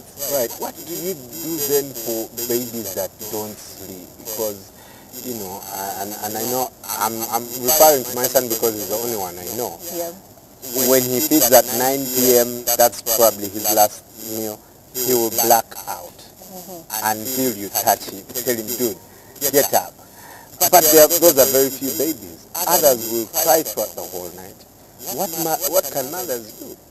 So I think you already said your baby uses a good disposable diaper. I believe that's Pampers, right? So what is very important is that the baby's sleep is not interrupted in the night. So some babies, because babies can't talk and tell us what they want or what is the issue with them, mothers and parents in general have to be very aware of what is happening with the baby. It's important for a mother to have a night routine for the baby, so the things they go to, so the baby knows that it's time for sleep. It's important for the baby to feed well, like you said, your son feeds well before they sleep, and it's very important that the baby is in a good disposable diaper that would keep the baby dry all through the night, like Pampers. right? Because it takes the wetness away from the baby, locks it inside there, and it doesn't bring it back to the surface. Because any wetness can actually make the baby wake up. And even as an adult, when you keep waking up during the night, you don't feel very rested. So it's the same thing with babies. Someone here asking, do you have adult pampers? At Pampers, we are very interested in the happy, healthy development of babies. So would limit this discussion to the baby development. So you don't have any pampers for, you should develop something for adults. Pampers is about babies. So we want to stick to what we know how to do best, and we believe there are other people that might look at adults, but we are interested in babies development. Right. Yes. Well, look out for the all-new pamper, which has an active gel that locks the wetness in, and so that your baby has a comfortable sleep tonight. You can find it in all supermarkets and shops near you. And we're just going by Inem Msima, who is the brand manager. Thank you so much for passing by. Please send us the greetings to the Igwe. Okay. Everyday life continues. Stay with us. You're watching Morning at NTV with Simon Kasiate, Nebo Kebirunji, and Brian Molondo. Claro. Give me 5 stress. Trigonoria. Kale muli wano you think you brought Kapasas omwana yenazo wolo gamba super deep. Si miaka jafe. I'm like, I like my swag too. So what about it? This one, like, I also like your accent. That village accent. I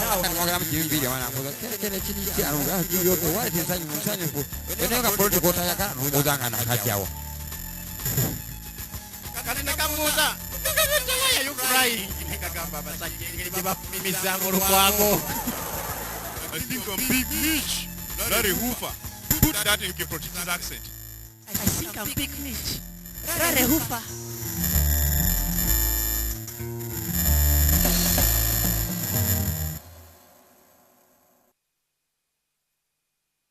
When am I ever gonna have a chance to be sisters? You want the baby to have my name? Would that be okay? So I'm having your game? Yes, especially since I thought you were shunning all things Newman. I have my own reasons for showing up. What did you say about him? I'm sorry, I tempted rape. Okay, look, whatever you think you know about him, you don't know his heart. If there is a way to make me feel more miserable, you will instinctively find it. You gave up the one woman you loved, and now you're having a hard time figuring out how to move on? I can't imagine who would want to hurt a good man like you. Okay, you know what? I don't need you telling me how to feel about Lily. Are you pregnant? No. Then why are you trying to alienate Tyler? Has something happened between the two of you? Are you afraid that I'm going to do something to ruin your marriage, or not you? Why don't we have a party? I'll bring Nikki and bring your siblings. How's that? What are we going to do? You going to blackmail them this time, or are you going to bribe them? Mommy's not the only one who knows how to make up a story.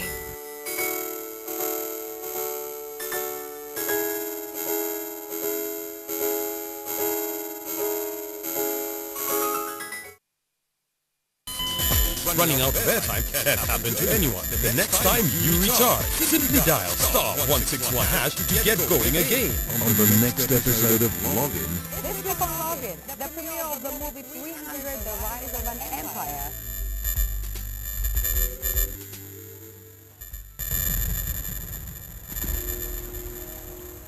Attack the Greeks with my entire navy. A one-on-one with Gloria Wavamuno. Look at this. Even my producer looked at it and he's like, wow, that is beautiful. And it's great. And the International Women's Day Banquet.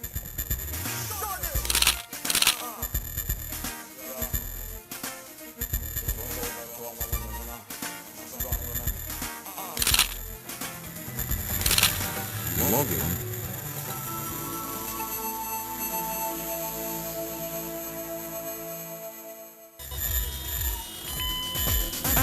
We know that running out of airtime can happen to anyone. That's why we bring you Wetase. Simply dial *161# to get going again. Convenience changes with Orange. Today, change it with Orange.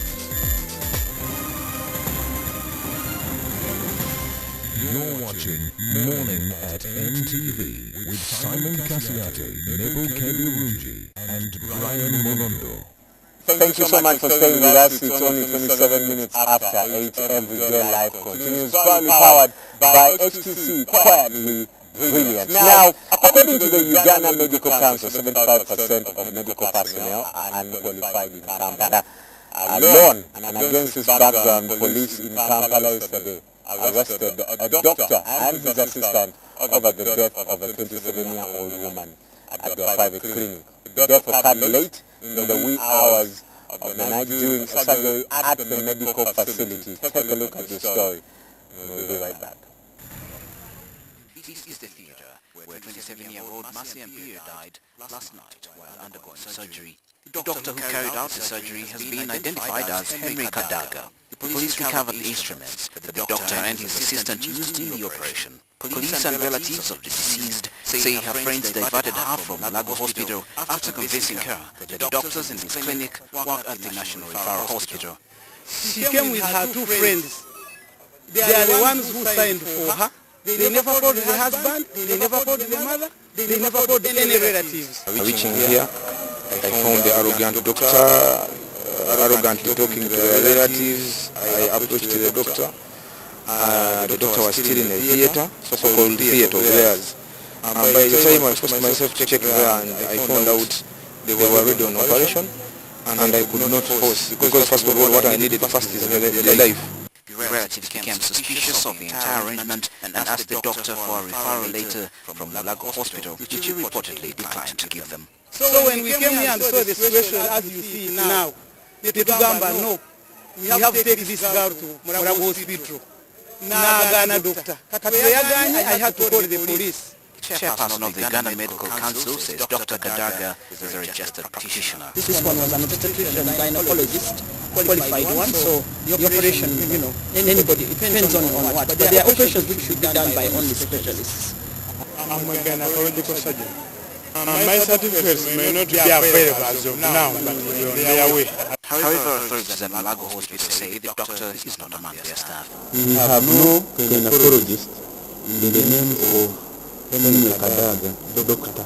According to the Uganda Medical Council, 75% of medical personnel are unqualified in Kampala alone. But this is attributed to poor supervision. Monitoring is the problem. Because we are now looking at monitoring with 8 members of council. You cannot monitor well. And 2 registrars. So we are asking government, we've been asking government to support us as a council and make sure that we get what we call inspectorates. Authorities at Malago Hospital have reported such cases of people masquerading as doctors and end up fleecing Ugandans of their money. The suspects are still held at Wandegya police station as investigations go on.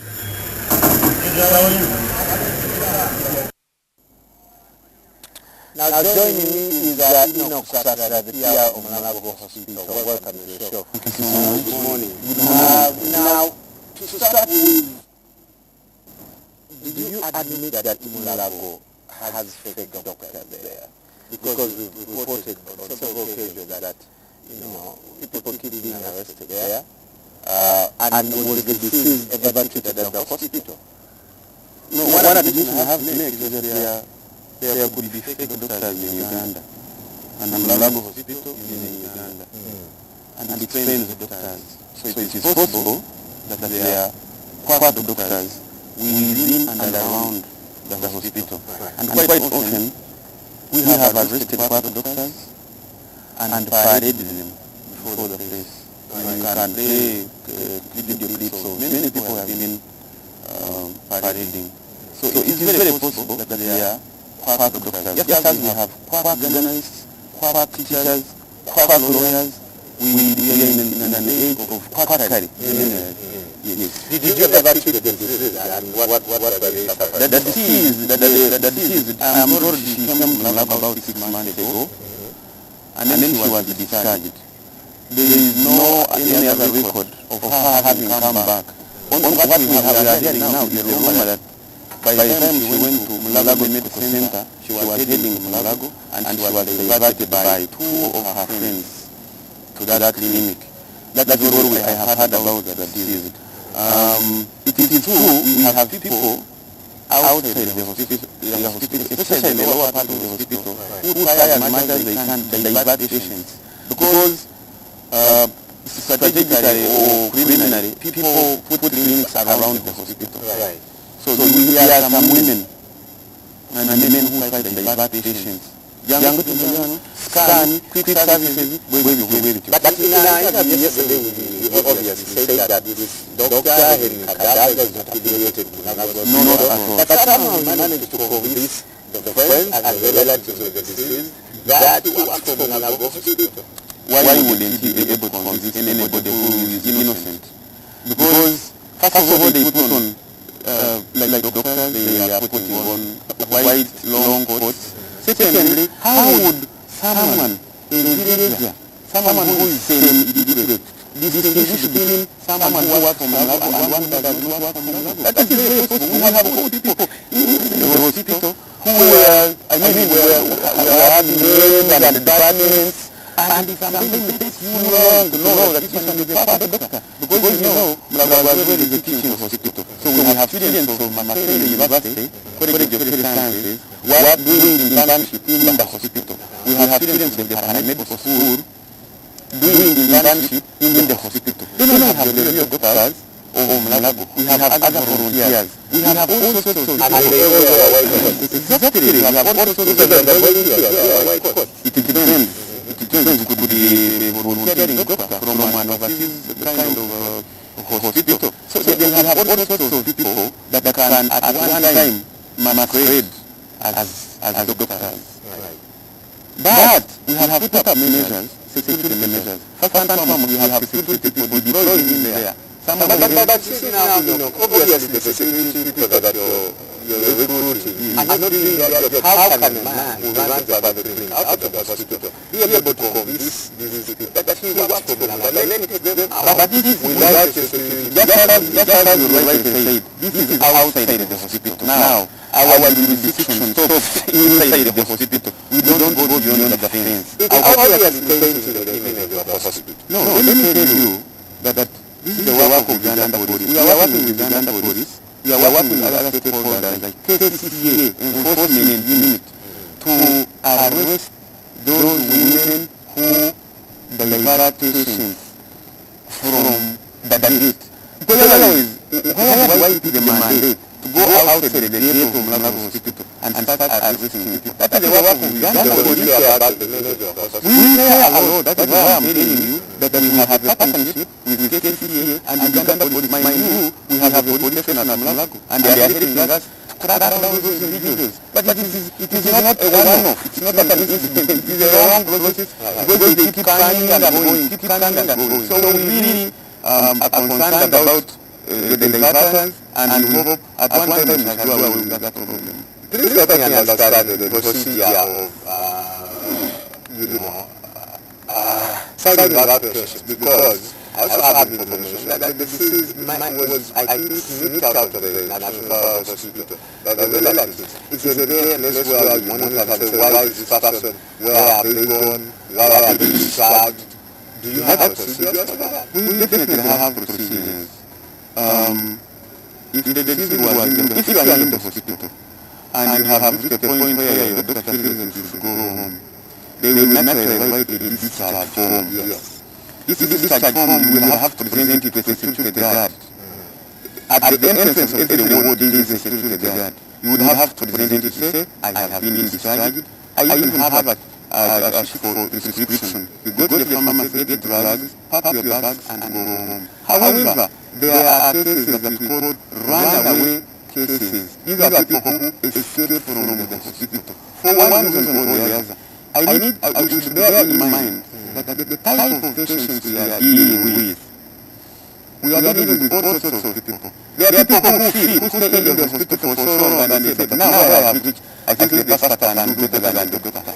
Where I have reached, I think the witch doctor or the herbalist in Masindi is much better and has drugs or the drugs can be more efficacious than the modern drugs. We are dealing with such people. There are people who say, I have to pass by Pastor Randy's certified campus hospital.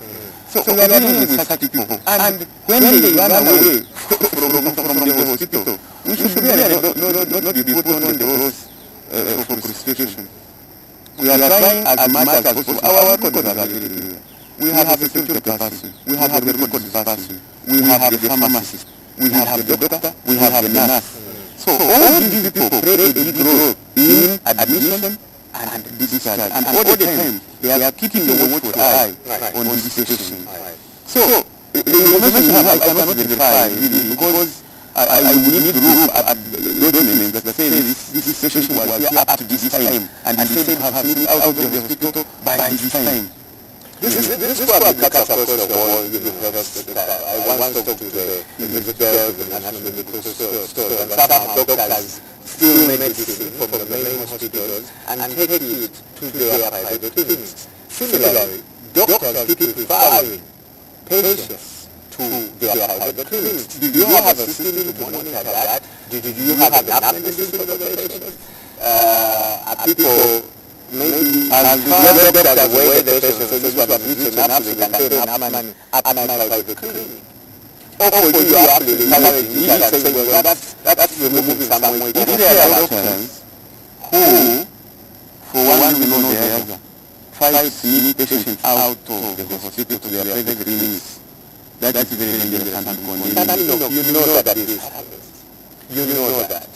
You know that you cannot confirm. I have had stories that doctors do that. Of course, we condemn it and we try as much as possible. We have fought some of them, not doing that exactly, but I have had stories of that nature. At least our policy is that once you are in Mulago, keep in Mulago. Unless and until you have been officially discharged or referred to another hospital. But no, as you know, Mulago does not refer to another hospital in Uganda. We are dedicated. About the drugs, that is history at Mulago. We no longer have that kind of experience because we put in place a system called Integrated Intelligent Computer System. We use this system, first of all, to order for drugs from national medical stores. We use it also to track these drugs as they are being brought to the hospital. We use it also to ensure that they are safe when they are in the hospital. We know the batch numbers, we know the monetary value of the drug, we know when this drug is likely to expire, and we know when to give it out. And we even know we have biodata of the pharmacist, of the one who really keeps running it, cleaning it. So by the time you pick it, fraudulently out of the shelves, the computer will alert someone who is in charge. But it's never alert, and you end up having medicine that is expired. Probably that, and discussion for another day. Mulago, what a bill of what you have. Cut up, national and corporation, especially in Kakajo, and how does such an amount get to that? Let me give you a background to that. For many years, the stakeholders on the hill of Mulago were not paying for their water. Everything was going on the bill of Mulago. So Mulago was paying for College of Health Sciences, Beira College, IDI, and the host of others.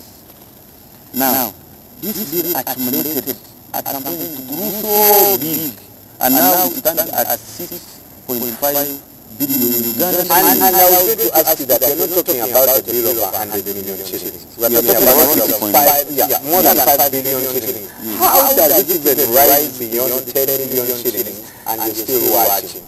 I am giving you the reason. I have said for many years, really, in the dictionary sense of the word, many. All these stakeholders, Mulago was shouldering the burden of their water bills. So the bill started growing. Then later, we invested the National Water and Tourism Corporation. We said, you people, why don't you help us by creating separate meters for these stakeholders and making sure that they pay to you? Up to now, we have not been assisted. We have external people, the neighboring villages, using water of Mulago Hospital.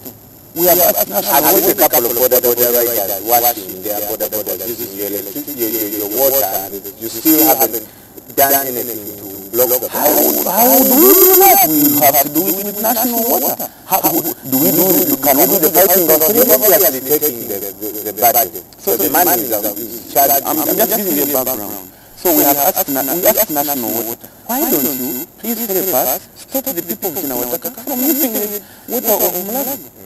Two, last month, I think it was, this month, on 5th March, we received a bill of 5.2 billion.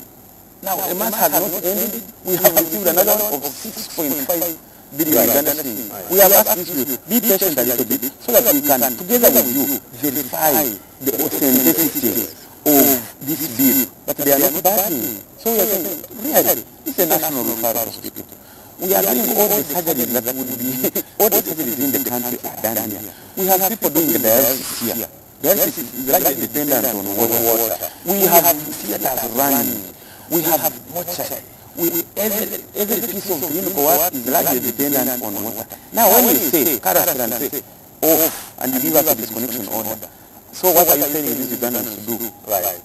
Well, probably bring you back. Like now, quickly, we are having a discussion with them, and as we talk now, the meeting is going on at Malawi Hospital, and I know that what comes out will be very fruitful. Right. Yes. We regret the inconvenience caused to the public by, delaying to pay that bill, but there is an interministerial kind of discussion. There's a discussion between the Minister of Health, between Malawi and Minister of Finance, between Malawi and National Water, and I know that we will overcome that problem. Well, I'll be very interested to bring you back to talk about what Malawi is doing to especially monitor the drugs and the number of, continued discussion with fake doctors. But if you just giving us, such as here, Malawi, thank you so much for joining that. And Isma is standing by in response. Good morning, Isma. Good morning, and we should count ourselves very lucky as Ugandans. The national cross country team was in Kololo on Sunday. I'll tell you about why there's a tale of disorganization in the national athletics body. Also, why is disorganization in the athletics? There's a lot of organization in demonstrators as they travel to Tunisia for the Africa Club Championship. And I also tell you about what happened in the Champions League last night as Chelsea became the 16th to advance to the Champions League quarterfinals, and there is of course the feature of David Moyes on Morning at NTV. Well, our avenues are open on Facebook, Twitter, and the SMS platform for your questions, comments, and suggestions. We'll be right back with the sports update. Good morning.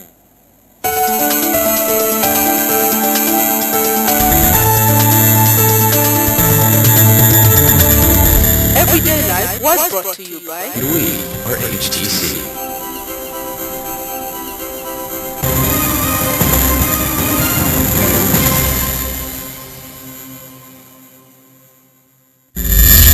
She was molested when she was 6 by someone she trusted. The doctors finally walked into the door. They basically told me that she had a 5% chance of living. I couldn't understand how somebody that tells you they loved you, that held you as a child, could abuse you. Tommy Scott grew up among gang violence, drugs, and poverty in the projects of South Central Los Angeles. I felt not normal, not good. I wasn't lovable. As a teen, Melissa discovered that drinking gave some relief. Tommy is free today and continues to tell people that it was Jesus who changed his life. The time I spent in prison, I spent putting my ideas together on, how I was going to come back and make it all right. And I realized my purpose, that I was created to reflect the glory of God. Duke now realizes why God kept him alive. These were real people facing desperate situations, just like you and me. Jesus died to set you free, and he can give you a new heart.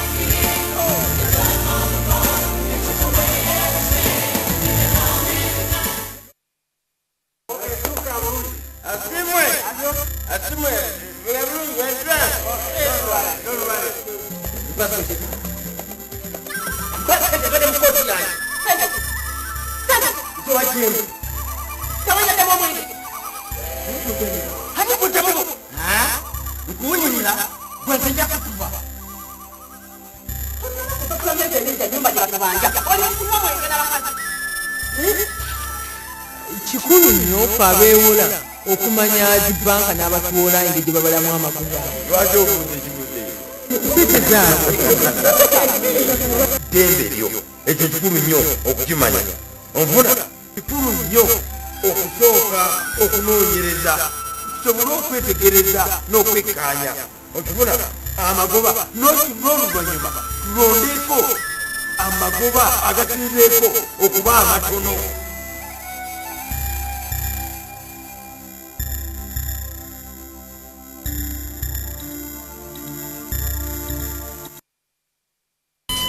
Running out of airtime can happen to anyone. The next time you recharge, simply dial *161# to get going again. On the next episode of Men. A lot of younger women are starting to lean towards dating older men. What's bringing this about? When you're young, everything is against you. You have no money, you have no connections, you have no source of income. But not in our society. You almost need 500 million to get married. Now who has got 500 million? It's the old guys who, There's also this assumption that at this age this person should have matured, they know exactly what they want out of life. From senior six, just dating this one, dating this one. The companies are the same. Where he goes, he jumps from the band is so fun, he goes to the front end, then he from the front end to the front end. Men.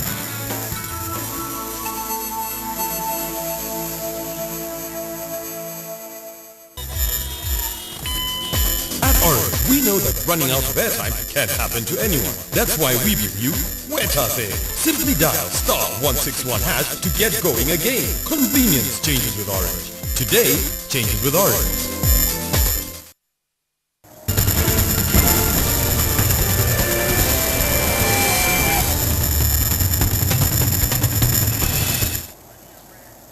Well, it's definitely 10 minutes on to 9. What a morning of activity. Literally having 2 big stories on the show. And your feedback or comments would be really appreciated on our Facebook pages. And I was still at the Kampala Serena Hotel. Definitely giving you a fresh start to a brand new morning. Ismail, good morning. What's with good morning. Half Pep Guardiola look. You call it half Pep. And Pep has a sweater. Then could have this on too. And it's because probably his wife is actually a fashion designer, and Pep is trying to market what his wife is a fashion designer. Yeah, so he's very trying to market what his wife produces. Wow. Yeah, and the wives of those people have the work. Do they really have to work? Do they have to work? I think they have to. They have to do something. With this salary per week. Yeah. Holiday. Well, yesterday I was having a conversation, and I think it will be one of the things I'll talk about later. That coaches now, they sign fruitful contracts because they know they can stay 2 years without being employed, and the buyer clause is awesome. Well, let's start with athletics. You'll comment about that because Moyes has been really whitewashed on social media about his dismal performance. But also, the media has been awash with stories of Uganda failing to get any medal at the, Are these reasons, whatever they are they believable? First of all, it's a tale of what Ugandan sportsmen go through. If you hear some of the reports that have emerged from the aftermath of the Africa Cross Country Championship, some of us thought probably the Kenyans were just better. Now, 2-3 days later, we'll probably start to think they were just not that much better. Because it's a tale of people not being paid what they were promised. For example, when they were in camp for a month in Buko, all justices were supposed to receive 5,000 shillings per day. And I was very disappointed. Yeah. That is, for lack of a better word, very demeaning. How dare you pay a national hero, in court, 5,000 shillings a day? 2 years back, a border rider is earning more than that. 2 years back, I did meet a British journalist who asked me about something to do with how much people are paid when they play for Uganda, the Uganda fans, and I did tell him that it was about 20,000 shillings, and when we did the conversion into dollars, it was about $10, and that British journalist thought it was extremely demeaning, and I told him 20,000 is on the high side in this kind of environment. So that's one of the reasons that the artists were giving. The other one is that we should count ourselves lucky that they even came to Kololo, because there was a tale that there was a strike within the team. The team adopted not to come and run, and took for the intervention of Uganda Press Federation officials to get them to court. And actually, hours to the event. And actually, there's an official who accused Moses Kipsiro of engineering the strike. Kipsiro, who gives almost a quarter of his whatever he earned from athletics to athletes. I remember him, for example, paying for athletes when UAF didn't have transport taken to Buko about 3 years ago, and he paid the man that took all those athletes to Buko. He normally funds what goes on in camp with the food. So for me, it was extremely disturbing that Kipsiro could have engineered this, and I didn't believe every word of it. Probably, I'm just a fan of the man. But you see, even if he engineered this, I think he was right to do so. This is totally demeaning. It's very disappointing. Yeah, and actually they had agreed to be paid 1.2 million shillings because they've been in Kampala for the event for 4 days, from Wednesday until Sunday. And they only paid about 750,000. The rest, of course, like Ugandans go, they'll promise that money. A few years ago, one of my friends within the Uganda Prince team did tell me that they came back from Kumasi having played a game for Uganda, and they were dropped at the taxi park, the old taxi park, at about 1 a.m. in the night, and each were given 5,000 shillings, and this is about 9 years ago.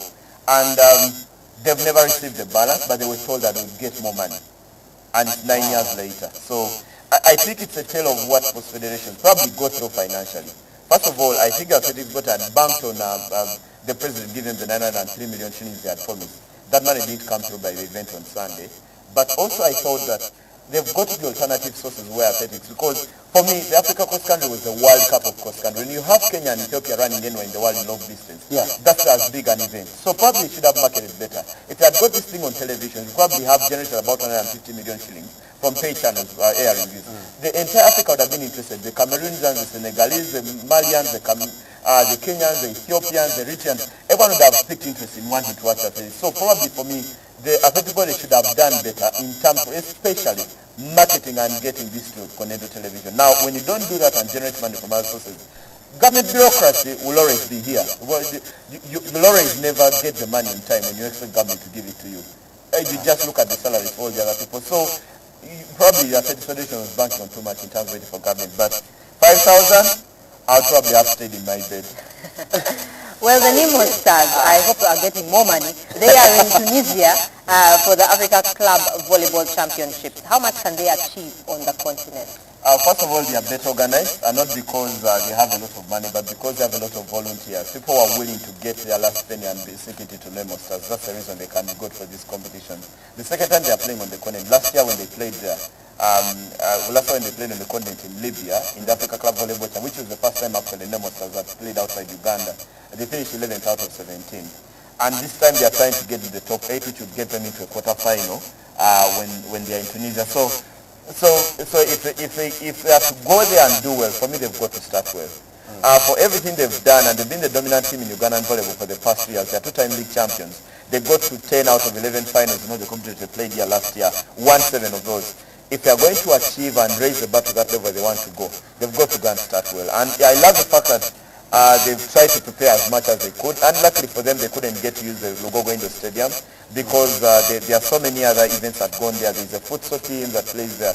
They couldn't use this in the evening, so there is a bit of something that Nemo Stars could have done better in terms of preparation. But I'm really backing on them to improve from 11th. At least they may not get the quarterfinals, but they'll come back probably 9th, and they'll be pleased with that. And to be the 9th best team in Africa is no mean feat in a continent of 52 countries. Right. Moving on to a game that I was very excited about, Chelsea, Galatasaray. What was it like? Did Mourinho take his team through? He did, and when the quarter-final draw comes up on Friday afternoon, Chelsea will be one of the 8. Arsenal wants to. I hope he features Bayern. Arsenal wants to. By the way, I could almost warn you. I have a feeling that Chelsea could beat Bayern. On the other hand, I think their weakness, Chelsea's weakness, has got to be that holding goal. They don't have that defensive midfielder because Nemanja Matic can't play in Europe. If they had Nemanja Matic in this team, they would have a chance against Bayern. But they did their job. John Terry and Gary Cahill. I think they can beat Barcelona, but Bayern? You're just too afraid. You're suffering from paranoia. But I thought Chelsea did their job with surgical precision. They didn't do too much. They didn't do too little. Right. They just did enough. If they had to open a lung, they opened the lung. sold it and did the job. They didn't do much more than they were supposed to do. If they had to do an eye surgery, they did the eye surgery. They didn't do more than that. So you've got to love the way Chelsea can get to their games. One of the things I love about the fact that they played last night is that they did exactly what they needed to do on the night. I'm not doing too much, and that for me is a testament of how good the Chelsea team can be on some nights. Right, Mourinho, they are doing his thing. And, Well, on Facebook, there are lots of pictures, people making fun of David Moyes, really, and they're hilarious. But what is this 3-game ultimatum? And we know they play Olympiacos. Really, it has been... What's going to happen? First of all, I would be the last person to believe in speculation. I just hate it. I hate things that appear like someone sat in their bedroom and had a conversation with his wife and then said, you know what, I saw Brian last night in a taxi at 2 a.m. Now, many times when I hear speculation about David Moyes' future, I treat it the same way. But on this one occasion, I start to believe that probably Manchester United is losing faith with the manager. And there's reports that the board has actually had a meeting on Monday and debated what they need to do with the club going forward. And then Moyes came out of the press conference fighting. He said, he's here for the long term, he's here for 6 years, and I would rather not hear a manager say that. Now, many of the reports in England indicate that he'll be sacked next week if United lose to Olympiacos or don't get through tonight, if they fail to win at West Ham in the league on Saturday, or then they lose at Man City. So probably, the thing about that is inevitable is that probably at the end of the season he will leave. That is one thing. But when I need to go and sack a manager midway through the season, we haven't experienced it. We've all lived in an era where there was this overbearing Sir Alex Ferguson, who was every bit of an African president, because he was there for 28 years, never challenged. Right. Now, with David Moyes, because he's got so many things wrong, even if people once believed in him are losing faith, except Ferguson, who appointed him, Ed Woodward, who is the chief executive, and then the outgoing chief executive, David Gill, who are all power brokers within the Manchester United boardroom. Now, the things that David Moyes does not look like he's going to suffer a turnaround of events. It doesn't look like he's going to turn it around in the next few weeks. Now, if he doesn't, United would have set a serious precedent. But I think it would have been good for him if, say, United at least was qualifying for the Champions League, because I was talking to someone who's like, you know what, Wenger did not win any trophy, but every year, Arsenal featured in Europe. But Wenger won a trophy within his first 2 years, because he came in 96 and won the league in 1998, actually went on to win the FA Cup. Now, the thing is with that, is that the Champions League is a benchmark for the best teams in Europe. It's why you generate all this money. Now, I think one of the things that has changed with football today is that while there was a lot of patience when Ferguson came in, and people have used this example, Ferguson didn't win anything for 4 years, from 86 to 1990. But football has changed so much. With teams being listed on the stock exchange, there's a lot more that now goes on with terms of more than football. It's more than just a game. Now, for Manchester not to play in the Champions League for just one single season, it's a catastrophe. Now, I've also seen that the patience is not the same like it was. With the exception of Liverpool. Liverpool have been patient because so many managers they've hired.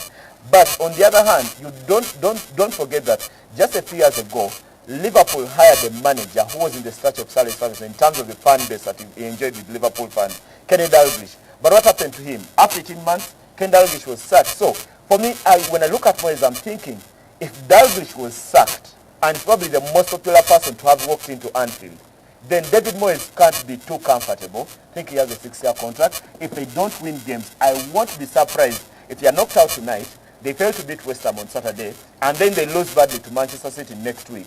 Then probably by Friday we'll be here saying Manchester United are looking for a new manager. But will it help the situation, really? In the short term, the managers do come in and help, but long term, probably they need a young manager. I'm one of those people who thought Moyes would have joined Ferguson earlier and been an assistant coach for 1 or 2 seasons, then takes over. You know, I think. But, well, Manchester United, I'm going to play a slideshow for the artwork on social media about Moyes. I'll be playing that tomorrow. Including Manchester signing the anti-Moyes bill. The anti-Moyes bill. I hear that Innocent Man United should use this season to reshape itself and stop playing on tension. The sooner they learn to become, the better. Well, you can catch more sport at 1:30 p.m. with Ismail Nomumuli and Sports Bar Monday at 10:30 p.m. Let's head for African Proverb.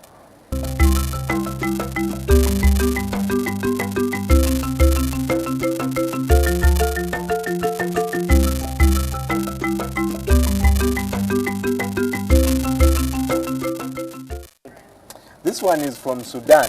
a large chair does not make a king. I've never seen a king without a large chair. Probably. What is the thing about that large chair? It's the woman in the room. It must reflect. Yeah, then the rest of you sit on small. Would you call this a large chair? That's a long chair, not a large one. But it's bigger than the average size of chairs. Yeah. If, for example, you look at Kabaka's chair, the president's chairs are also quite special. Yeah. But it doesn't actually make the king. Your kingship does not come from where you seated or what you feel like at that moment. It's something that you only inherit it. And our director are telling us that Moye should get a large chair. I wonder whether it will get into Old Trafford there. Probably it should sit in the Sir Alex Ferguson stand on a large chair. I think that's what people say. So, well, I guess it's the character. You know, your character, the person is the king, not whatever is seated on. Goes out to all bosses who are not bosses.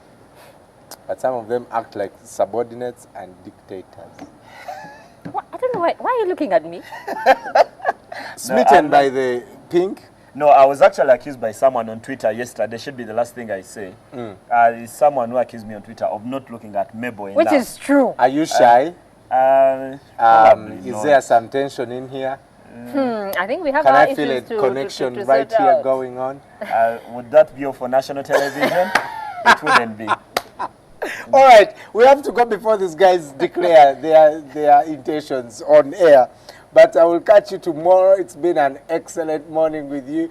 And make sure that today, you know, you're not just one of the people in the crowd.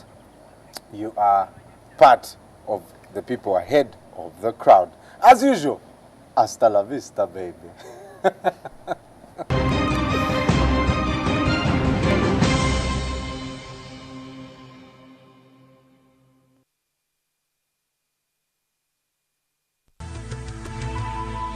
NTV, turning on your world.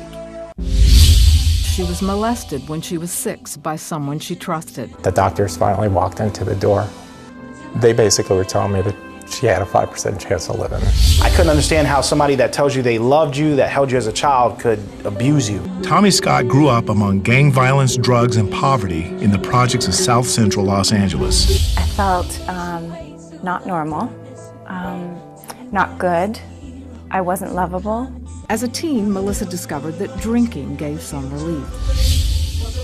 Tommy is free today and continues to tell people that it was Jesus who changed his life. The time I spent in prison, I spent putting my ideas together on, you know, how I was going to come back and make it all right. And I realized my purpose, that I was created to reflect the glory of God. Duke now realizes why God kept him alive.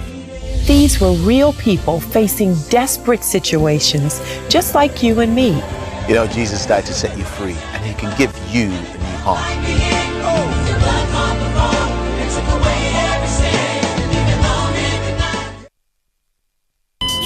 Running out of airtime.